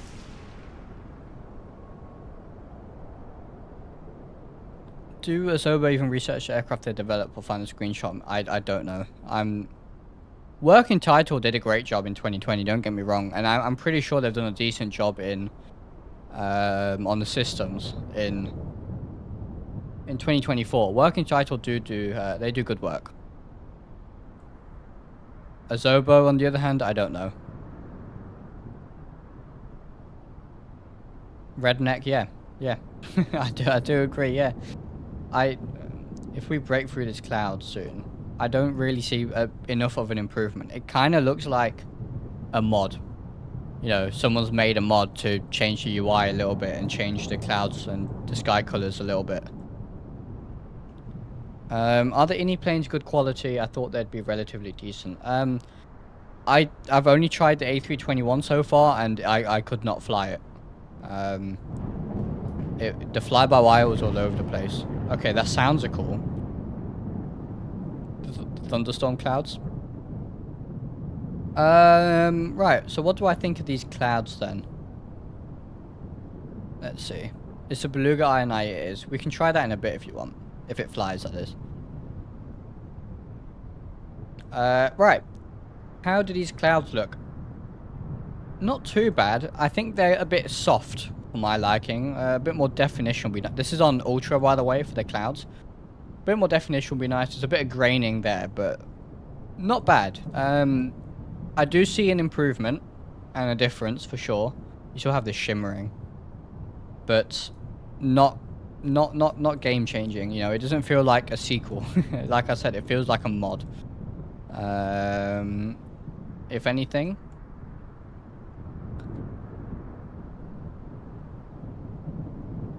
Yeah, Kai, I do think it's buggy. I think they'll be okay once they get, you know, bug fixes. I don't think they're going to be terrible aircraft.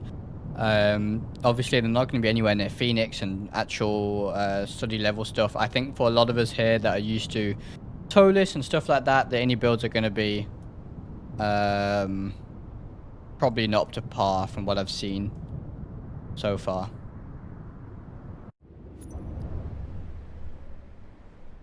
Free cam if we press Q. What is that? Oh. It's just like a screenshot mode or something.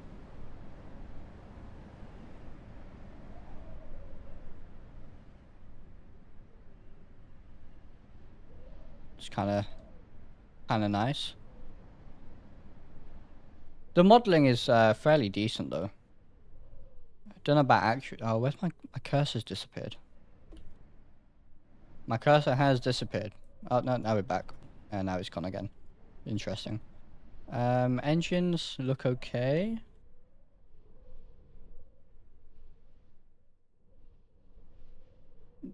Is it me or is the fan is the texture not central? It's moving, right?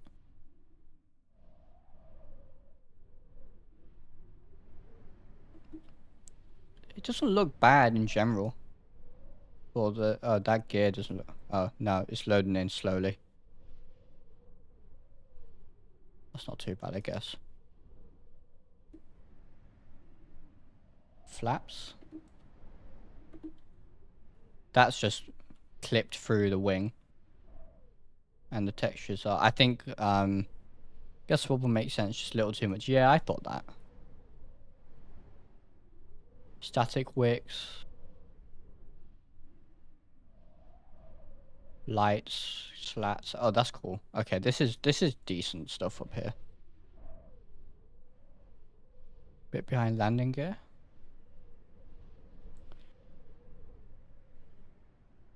Do you mean down here? FPS is really struggling.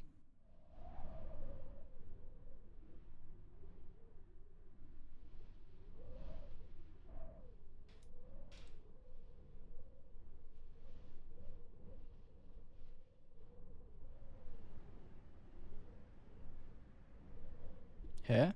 Oh, somewhere under the wing.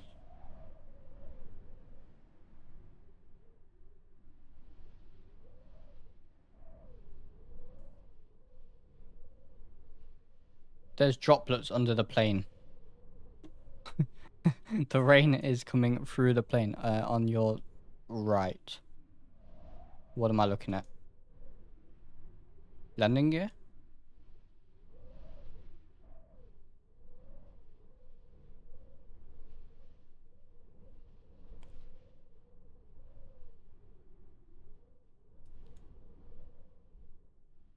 For default plane, it's not too bad, I suppose. Can't be expecting too much from a default aircraft. I'm sure it flies. Okay.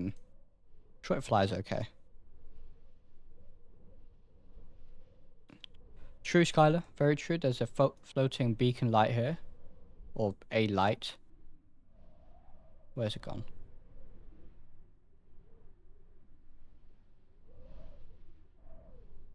Anyway. New aircraft, I think.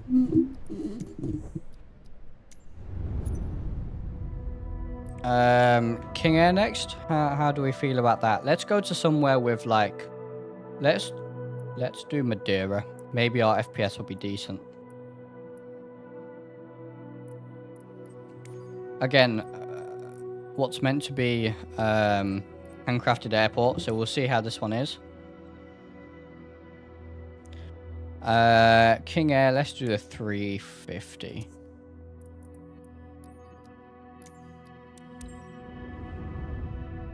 What exactly kept locally? Just the keybinds and loading screen. I don't know what's local. I would have thought things like keybinds are Steam Cloud. They generally, at least on Microsoft Flight Sim 2020, keybinds would transfer across automatically. What's local? I don't know. But I can tell you it was only about 11 gig of download when I downloaded it.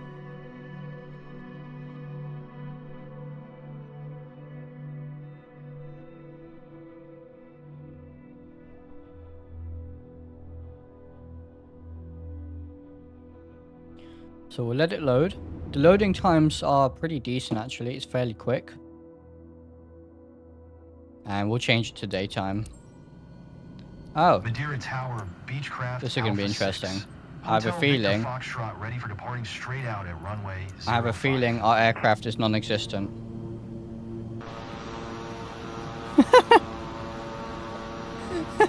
Alright, so loading screen is quick, but it doesn't load what it's meant to load. I know people have had this issue before.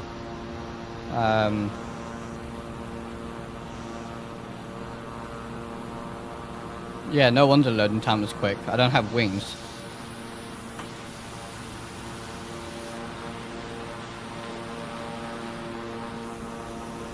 Wow.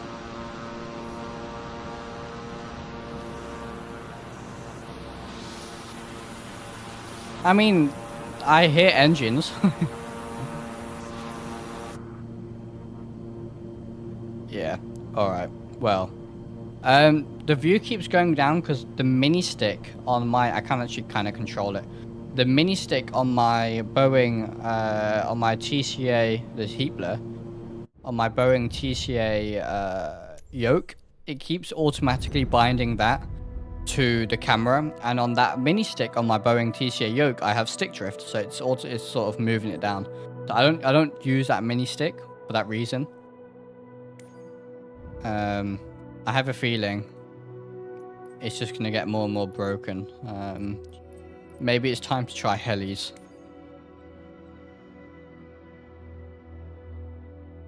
Redneck, yeah. I would have been happy to. I would have, but we can't.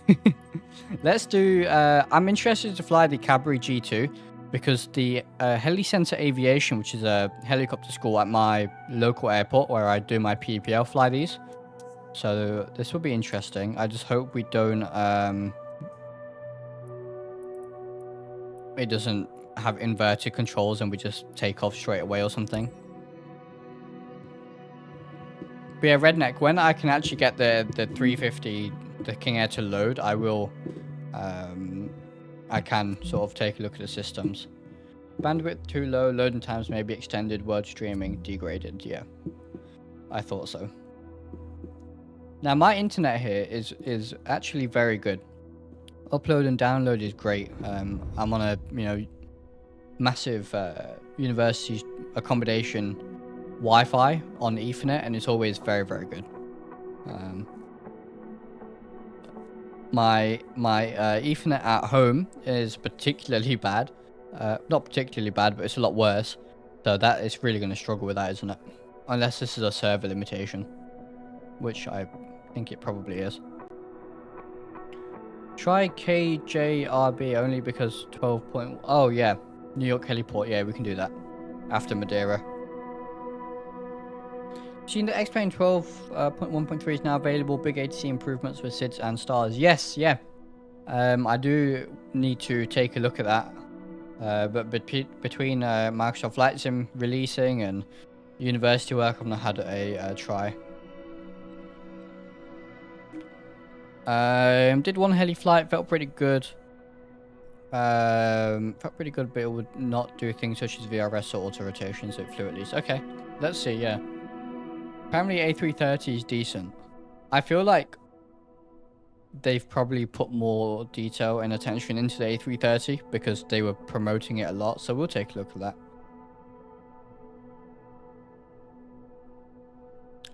Hey Pete, welcome. Still got 97% issue on Xbox Series S in the UK.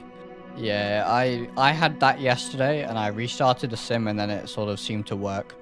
Loading times today into the sim itself have been okay for me, at least on PC. I'm on Steam in the UK. I don't know if it's worth trying to restart your sim there, Pete.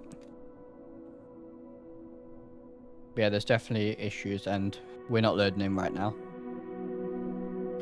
Taking its time.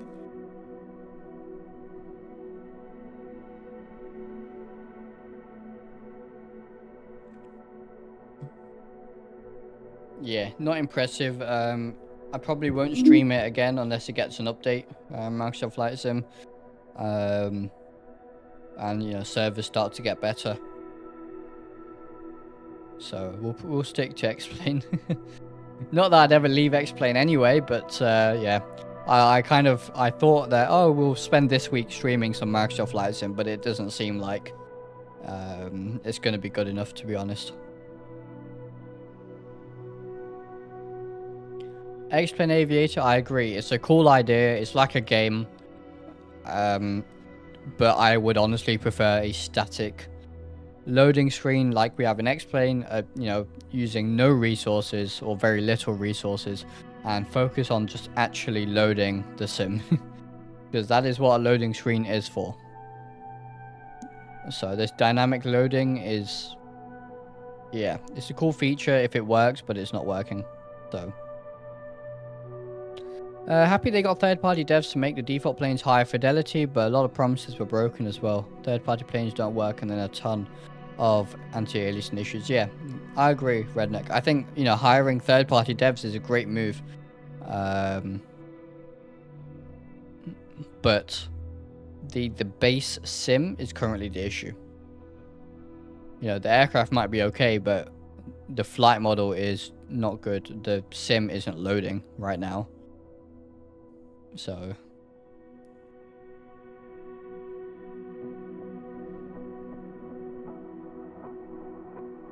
no, Skylar, absolutely not. We'll definitely do that stream. We will, for sure. I do keep meaning to, and then, you know, the tow list released, and then 2024 released. So, but yeah, no, we'll do that for sure. Not today, because it's I've been streaming 2 hours already. If I do another flight on top of this, it's going to be a bit late, but maybe when am I free? We'll do it tomorrow, actually, because yesterday's stream was not, you know, nothing to show really. Today's stream, we've shown off Microsoft Flight Sim. It's not been particularly good. We've not done a proper flight. So I want to give you guys some proper content again.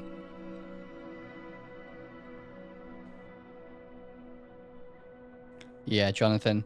I might just have a play around, mess around with some of the missions and stuff. But yeah, absolutely not. Won't be doing any sort of procedural flights. For the moment, at least. Kids getting home from US. Getting home from school in the US taking bandwidth. Yeah, maybe. Although, I'd be on European servers, right?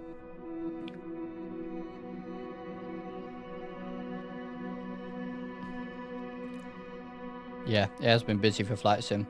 It has. Thunder PC-12, Talk Sim citation, the Falcon 8X entering beta, everything is about to come out. I'm excited. The Redneck, absolutely. I'm so excited for the PC-12, which was only announced a few weeks ago, right? So that, I've not got a cursor again, but we'll go back, and at least you can cancel loading. That's nice. Yeah, excited for the PC-12 and the citation and the Falcon 8X. That's going to be great. Hey, Owen, how's it going? I'm good. Plus, we just had Totus and Flight Factor release and the Gulfstream. Lots of stuff in third party looking great. Yeah, Explain third party stuff is looking nice. And depending on how well Azobo and Microsoft are going to deal with this situation here, I know a lot of people who are hardcore Microsoft Flight Sim fans. They love it. They would never try X-Plane, you know, are saying that this is just not good and they're not happy with it. So if, you know, hardcore Microsoft Flight Sim fans are not happy, we're definitely not going to be happy. Azobo and Microsoft got to do something about it, and it can't take years. They've got to get something worked out in the next 6 months. I think at the moment a good option is, apparently, let's take a look. So apparently in Marketplace you can, oh, Marketplace isn't here, really? But you look, you can download stuff and it says streamed. Base content streamed. So all the aircraft are streamed. So what's actually installed? Nothing. What's not installed? Nothing. Rented. I don't like that. Rented? Are they going to make you or have the option to rent stuff now on subscription? They better not. The only subscription I'm happy to pay is Navigraph. And that's because of all the great work they do. You know, a subscription for planes is a big no-no in my eyes. I get there's constant work being done, but unless the subscription is cheap, they did want to do subscriptions. Oh god, yeah, no, I don't like that. Because before you know it, they're gonna add ads.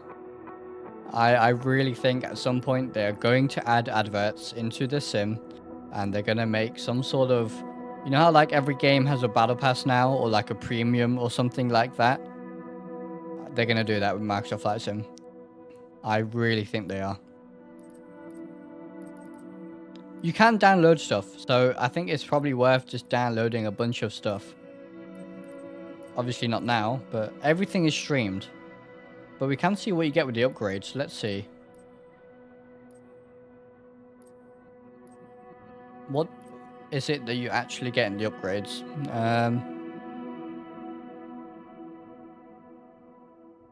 I think a rent to try for $5 for a week would be cool. Yeah, I think a trial would be good, Jonathan. I do agree with that, but I don't think having an aircraft on subscription is going to work, to be honest.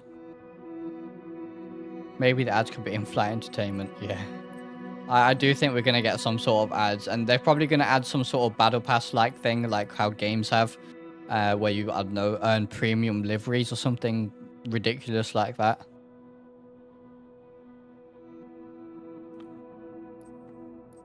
I wouldn't be surprised, because seeing rented there, that's what's making me think of. But anyway, so in the deluxe upgrade, you get EHAM. So Amsterdam, these are meant to be handcrafted, but as we saw with Dubai, it didn't look particularly good. So we got Amsterdam, Cape Town, Chicago, Cairo, and Madrid. And then we have the C188, the Cessna 404, the 408, the Diamond DV20, Dornier Sea-Wing, the Baron G58, the Albatross, the DA40, Cessna 152, and then 172 as well. Outfly the Storm to get access to the AN225. So in Premium Deluxe, you get the same couple of airports, but you also get Heathrow, Denver, San Francisco. This is the same as Microsoft Flight Sim 2020, isn't it? Dubai, Frankfurt, the C90, C17. And this is stuff from before, the Savage, the PC-12. Oh, the Saab 340 I wanted to try. The Taurus. Let's try gliding in a second, actually, as well. H225 Airbus helicopter. Just slowly scrolling through this. A Chinook. 787, 747 LCF. And that's the same. Okay. So you can download stuff, it looks like. At the moment, everything is streamed. I think streaming aircraft is ridiculous. I don't completely understand how you can stream a whole A320 with accurate fly-by-wire systems and have it streamed. That's not going to work. Scenery streaming, sure. But it doesn't seem to work particularly well right now. But I do want to try some gliding. Hey, Beluga, welcome. Cessna 404 flew over my house before. It's extremely loud. Yeah, 404s are cool.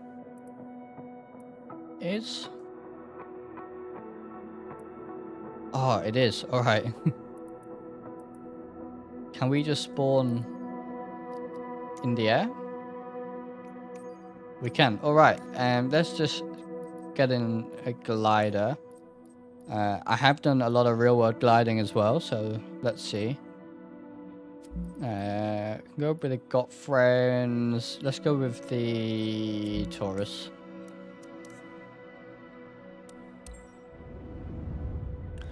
I would have tried PMDG Phoenix stuff, but I deleted my Microsoft Flight Sim 2020. I put the Microsoft Flight Sim 2020, the Phoenix and PMDG stuff in the community folder of Microsoft Flight Sim 2024, and they don't show up in the menu, so I don't think they're working at the moment at all. Phoenix hasn't really mentioned users trying it, but PMDG said you could just drag it. I've tried that, Caleb, and it's not worked for me, at least. But maybe it works for other people. Hopefully we can actually load into something now.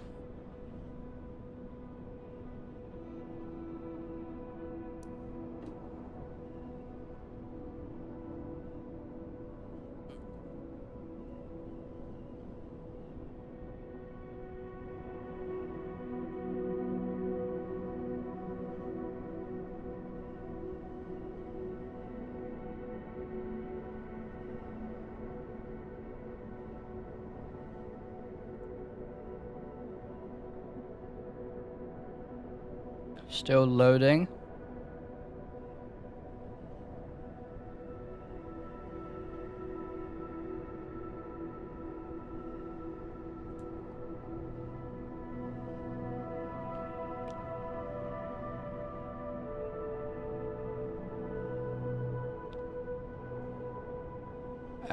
We've not had a proper look at night lighting yet, Beluga, but we will do in a bit.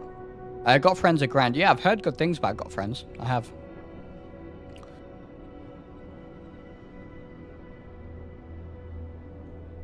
BIIS. You can try that. I can't get any external mods working, especially since I changed the path of my community folder. If you go to Marketplace bit, you can see where your actual community folder is. Try that, see if it's the right place or not. I'll try, yeah. I mean, I assume the folder I put stuff in, which is called the community folder, is correct. But maybe Microsoft have gone and added multiple or something. Background song is good at least, yeah. It's quite calming. Which I feel like you need. You need calming music when trying this.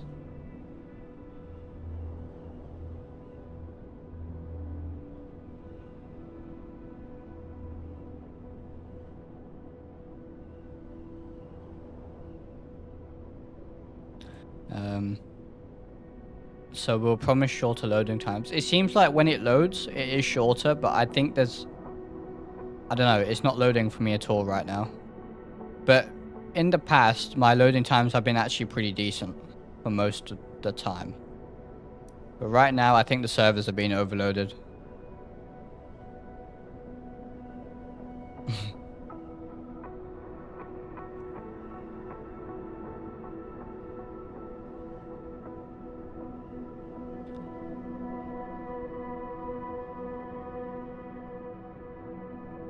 Probably a subliminal message playing to calm us down, yeah. Well, it's not loading, it's refusing to load. At least we can cancel the loading. I really wanted to take a look at some, like, an area with nice scenery. You know, like Svalbard.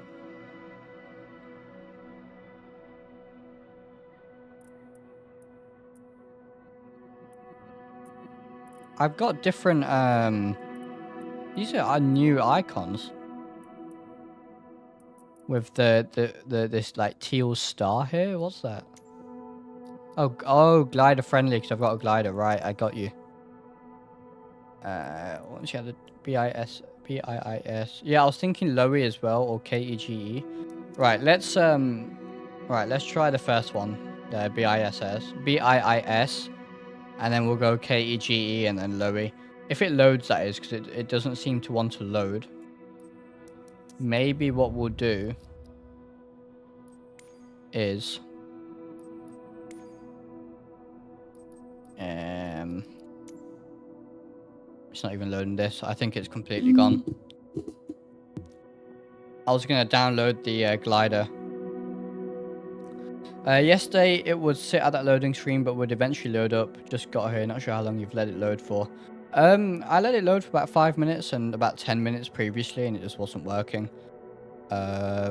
Because my load times in 737 into Heathrow was like 30 seconds before, so I can't imagine this is taking longer. Right, so let's try and find the glider then. And download it.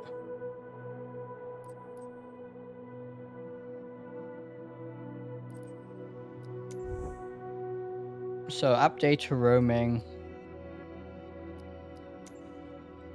See, if we open, I have stuff in here. I don't know whether it's because it's shortcuts. Maybe it's not working, but shortcuts work fine in Microsoft Flight Sim 2020. So I don't know. But yeah, see, there is stuff in here, but I guess maybe because it's shortcuts, who knows. So I didn't want to have them, you know, on my PC twice, so I just made a shortcut from the 2020 community folder. Right.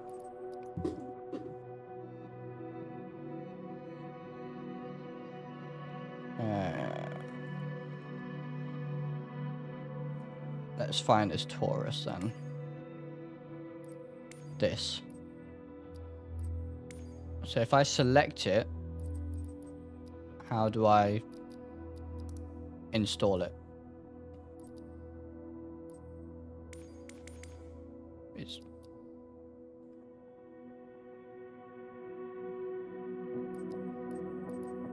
maybe we can't yet. I don't actually see a button to install it locally.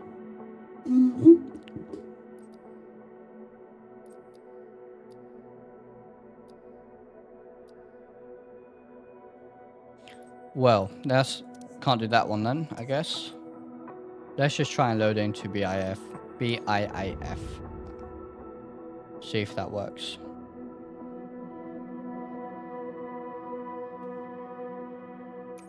Nope, that's Kennedy.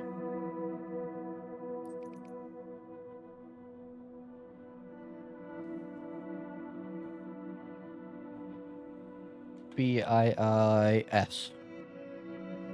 There it is.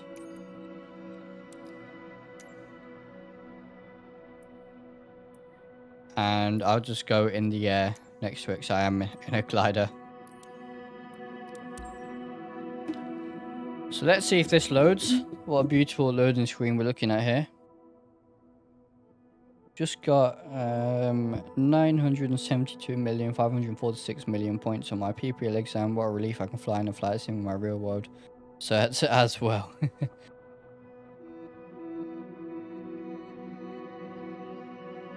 I looked at oh, we'll have to show this off, Jonathan, what we were talking about earlier in the Discord. Oh, we're loading in about the commercial ratings and how it goes from PPL to commercial, then to an instrument rating, and you can't do your tail dragger rating until you go commercial. Very, very strange procedure they've used. So we'll show that off in a second, but I think the servers are gone, as Skylar says here.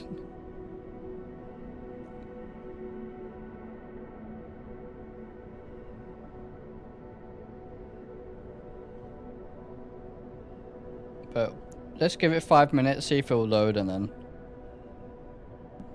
if not, we might we'll take a look at those commercial ratings and then end the stream here. Yeah, Jonathan, absolutely. The flight school system, if you're going to add a flight school system, I know X-Plane doesn't have a great flight school system. It's only got like 3 or 4 scenarios. If you're going to add a flight school system, now it doesn't have to be super realistic, right?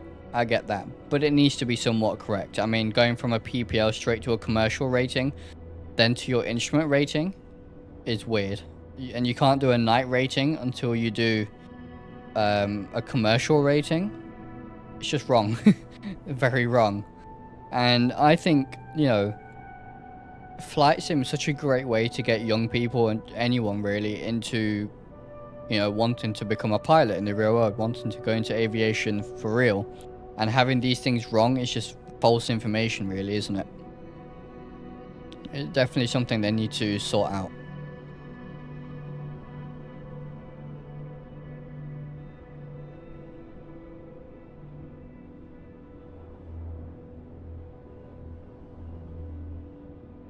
Hey, Boat, welcome.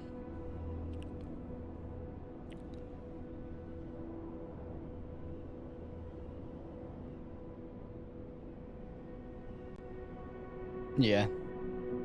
This barely feels like a Microsoft Flight Sim, to be honest. It kind of feels like a small developer has come out of nowhere and released a flight sim and it's full of bugs. That's what it feels like. This does not feel like the kind of product, while it's not surprising, that Microsoft and Asobo should be producing. Feels like an arcade game. It does. And on top of that, it's very broken. So, it's a broken arcade game at the moment. Feels like every other Microsoft product. Yeah, you're not wrong. Yeah, it's not surprising when you hear Microsoft name in the product, you know, but there you go. I would like to be able to fly, at least, and I can't at the moment. Servers seem to be gone.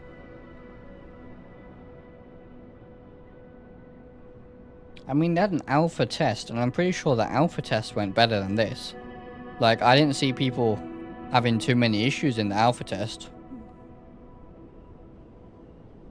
Nothing that was, you know, like this.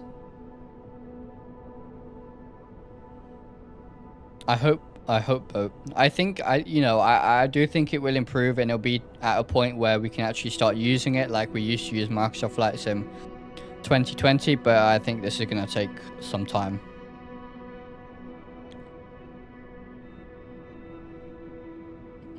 Jonathan, yeah.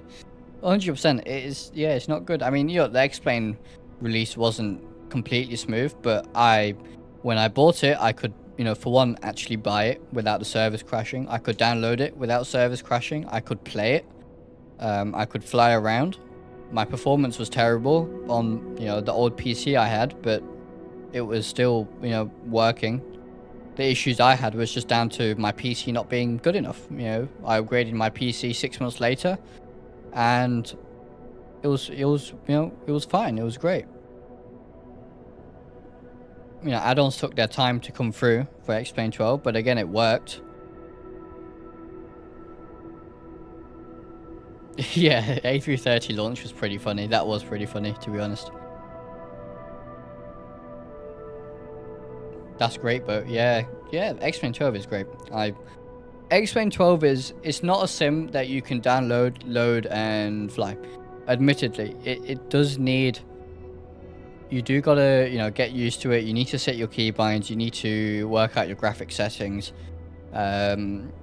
You do need to install mods, and you need to work out how to install mods and install scenery, and then you need to learn how the INI file works with correct scenery ordering. So, you know, it's not simple for sure. But I think once you put time into X-Plane, it works a lot better. You know, like in Microsoft Flight Sim, I get that installing mods is so easy. You dump everything in the community folder. But you know, when you try and find one of your plugins or aircraft or liveries, you have every single aircraft livery that you've got installed, which could be well over 100, in the same folder, and it makes trying to find what you're looking for so difficult, especially when you have hundreds of add-ons. In X-Plane, I like that things are spread out. I like that things, sure, you need to know where to place stuff properly, like plugins, custom scenery, liveries in the correct livery folder, but it's so much easier to find stuff, right? Once you learn how that works, and it's not too bad, you know, and I hope that the videos and stuff I make help with that stuff. You know, I prefer X-Plane system in many ways. What new mods you found out in X-Plane 12? My game is pretty default. Well, I think the first thing is Sim Heaven and Ortho. So whether that's Ortho for XP or Ortho, that makes a massive difference visually. But then looking at add-ons like the Towless Aircraft, Flight Factor, the X-Craft E-Jets, there's so many great aircraft. Zebra 737 as well, of course.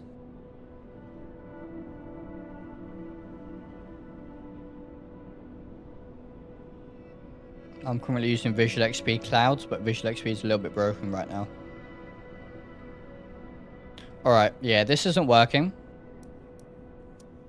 So let's just take a look at this, the career aspect here, if I can, and then we'll call it a day, I reckon. Oh no, is it going to put me in... I won't lie, the cutscenes are kind of nice. The cutscenes are nice. Maybe the best aspect of this at the moment. This stuff does look cool. It does look somewhat appealing, just, you know, when you have half an hour to try. Right. Let's see here. Choose start location. I think it's got to be in my local, doesn't it? Realistically. Maybe do we do East Midlands because we can install Peerage for some nice scenery. I'm not going to play Korea too much, I don't think. Let's just do my local, which you can't select. Right. Guess we'll do East Midlands then. Local files are probably all the cutscenes. Yeah, probably. Same really, as much as I don't use Microsoft Flight Sim, I know many people do. I hope this launch doesn't turn some people off aviation entirely. Yeah, absolutely. Yeah. I completely agree. For anyone new to X-Plane, X-Organizer worthwhile add-on to manage your INI and files. Yes, absolutely. X-Organizer is amazing. It really is. It really is. So let's see how this works. I just want to look at the skill tree, to be honest. I don't want to have to go through too many cutscenes.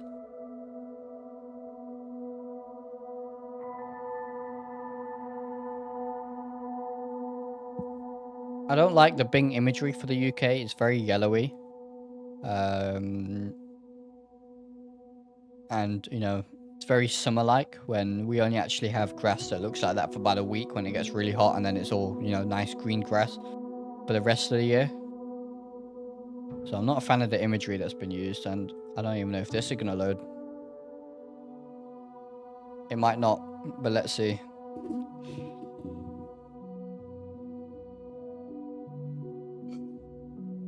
I didn't expect we'd have to go through cutscenes. I thought we'd be able to just look at the skill tree straight away.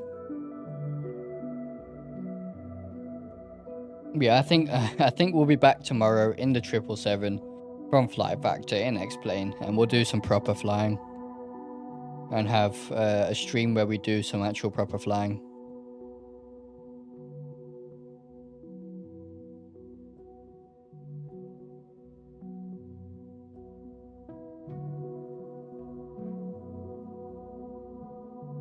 I mean, we get good FPS in the load screen, at least 80 FPS.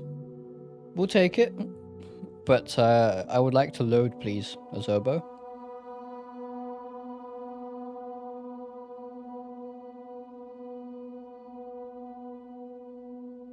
Yeah, Jonathan, I see what you mean. I do think it will get better, like I said. I don't think it's going to remain like this at all.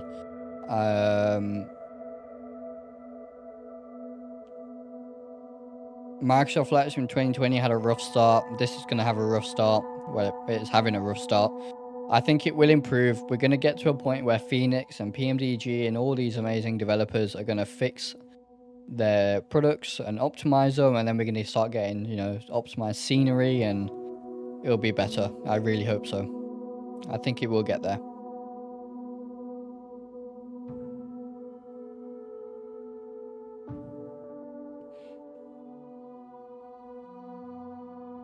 Yeah, but I get you. I think a lot of the updates in Microsoft Flight Sim 2020's lifespan was all just, you know, world updates. And sure, it looked great, but there were some really key aspects that, you know, underneath that they should have worked on, I think.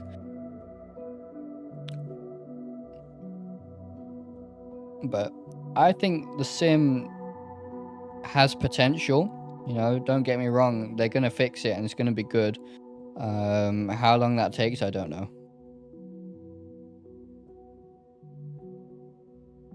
No worries, Ken. Have a good race, my friend. Must be shortcuts that don't work. Yeah. I think so. How long till we get Microsoft 2024 speedrun?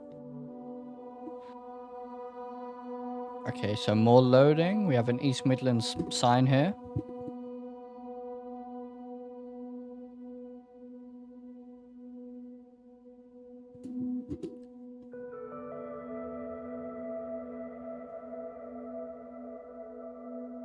Loading screen speedrun. Yeah, this really is load screen simulator, isn't it? I renamed my stream yesterday to Load Screen Simulator 2024. Because it really is.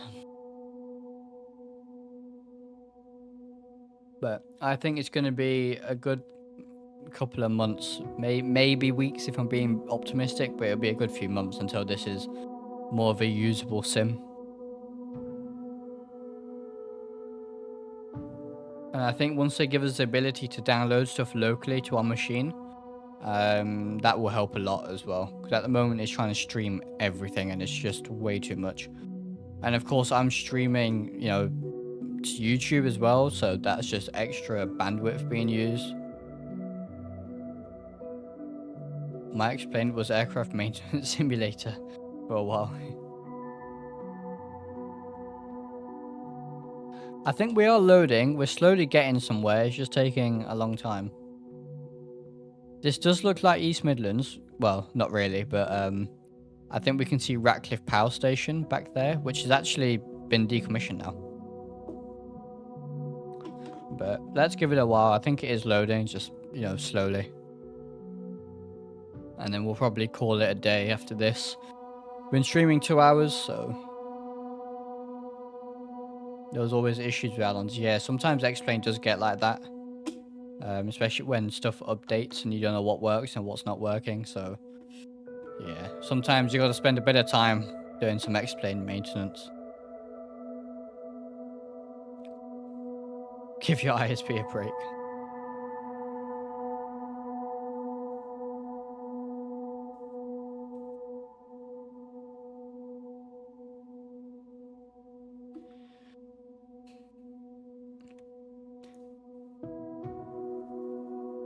Yeah, hopefully, you know, then people like Tobii Eye Tracker and all these developers can get their stuff updated so it works. Because Tobii Eye Tracker worked. You couldn't actually configure it, but it would move, you know, the camera around, but then it also cause crashes for me. So hopefully that can get updated from Tobii and Orbex and InnyBuilds, and everyone can sort of start fixing stuff. I have lots of Microsoft Flight Sim 2020 InnyBuilds scenery, which for now I won't be updating to their, you know, their enhanced versions for 2024. But once I start using Microsoft Flight Sim 2024 a bit more often, you know, see, in the last, I would say, year, I probably 80%, if not more, of my flights are on X-Plane, and then I've got, you know, 20% on Microsoft Flight Sim when things release. And I enjoy the 777 and the Phoenix aircraft particularly on Microsoft Flight Sim, but you know, most of my flights is still X-Plane. I feel like Microsoft Flight Sim 2024, once it, you know, gets going and things get fixed, will be the same. I won't switch to it. I won't probably be flying it more than I would Microsoft Flight Sim 2020. If anything, right now it's less. But it's sometimes nice to have a little switch from X-Plane. But we're going to have a lot of X-Plane flying these next few weeks, I think, because this is not usable at all, and we're still loading. So you know what? Let's give it 8 minutes to 1/2 the hour. If it's not loaded by then, we'll call it a day. I do also have a lot of work to do, so I can't sit here too long looking at loading screens. I did that yesterday for a fair while.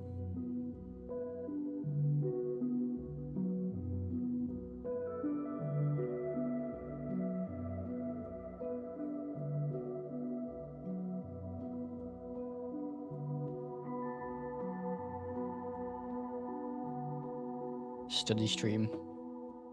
We need to do a split stream, Skylar, like you suggested. I do want to do that, but again, probably when I'm less busy.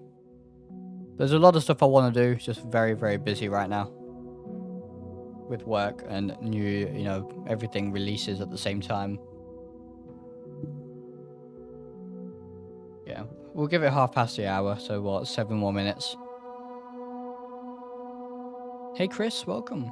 Thank you very much. Do you fly in real life? I do. I'm currently training for my PPO in a Cessna 152. And I'm also studying Aerospace Engineering at university. Graduate next year. Hopefully, after I graduate, I can continue my training, you know, doing my instrument rating, commercial rating, night rating, multi-engine, all that good stuff, and ending up at an airline, hopefully. That is the plan. Do want to fly commercially. Although, you know, I don't even, I'd love to fly for an airline, but I wouldn't have to, you know. I'd love, there's so many flying jobs out there, not just flying for airlines, but all sorts of flying jobs. They are a lot of fun, so I feel like I can enjoy almost any type of flying, really. There's a company here in the UK, RVL Aviation, flying King Airs, doing sort of surveying and just checking flight, you know, doing flight calibration on ILS systems and all sorts. So that, I feel like that's a lot of fun as well.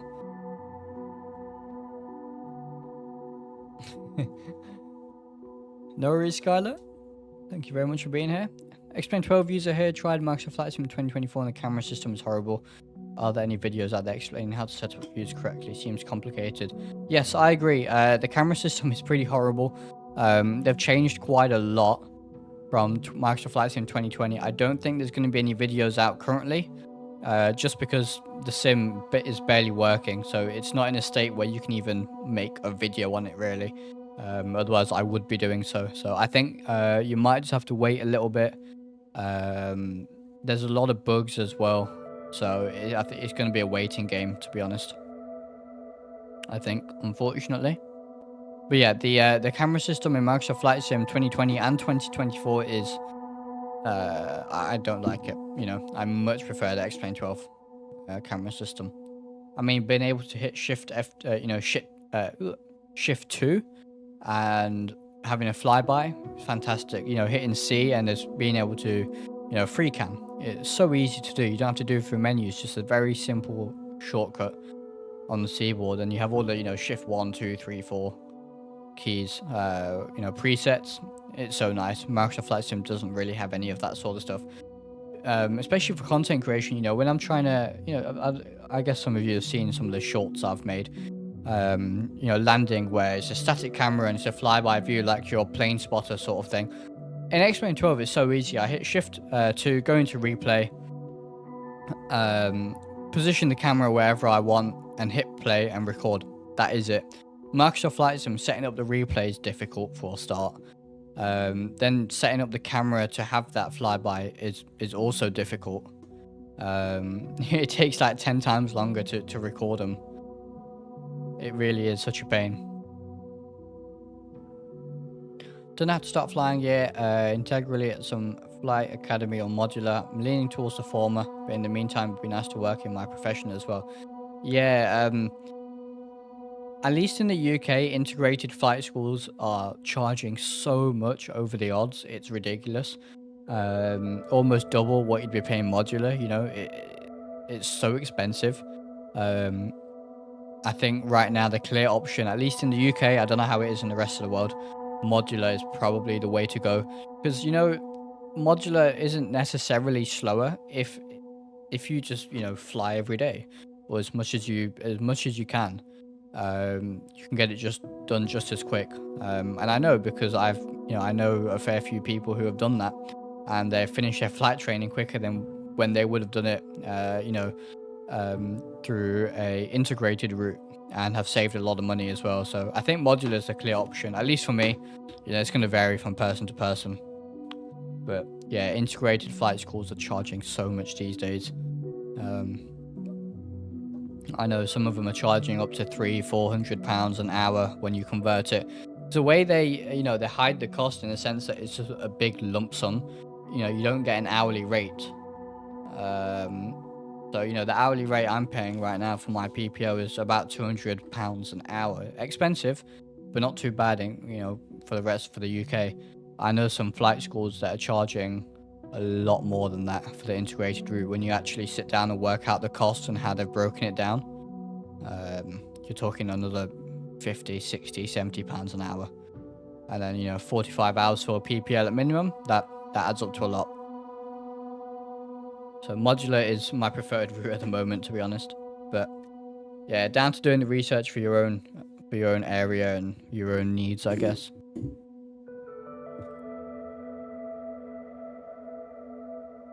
Alright, yep, this is not working, so I think we're just going to end the stream here. I think we had a decent look at the sim. Didn't look at everything, of course, but we did our best. Obviously, impressions. To summarize the stream, started off in the 152 and was not happy with the textures inside the cockpit really, and the flight model is just terrible. It is pretty bad, and that's based off my own real world experience flying the thing in real life. Then we tried the 737. That was sort of okay. It's a bit buggy, but the flight model seemed better than a GA flight model. So I think the sim is tailored more towards airliners, it looks like, but it's very much more game. There's lots of bugs. We've not been able to load into anything for about 45 minutes now. So yeah, I do apologize. Nothing I can do, but I like the streams to be slightly more engaging. Actually being able to show stuff off, not just looking at loading screens. But there you go. What can we do? We will be back in X-Plane tomorrow. We'll get a proper flight done with some proper flight factor 777 flying, I think. So thank you for all of those who joined. I hope it was somewhat insightful. Can't recommend the sim at the moment. If you're looking to buy it, I would wait, honestly. There's absolutely no reason to buy this right now. It is pretty unusable. You definitely won't be doing any proper IFR flights at the moment. So yeah, thank you all very much for being here. Hopefully I'll see most of you tomorrow in that stream. So I'll see you in the next one.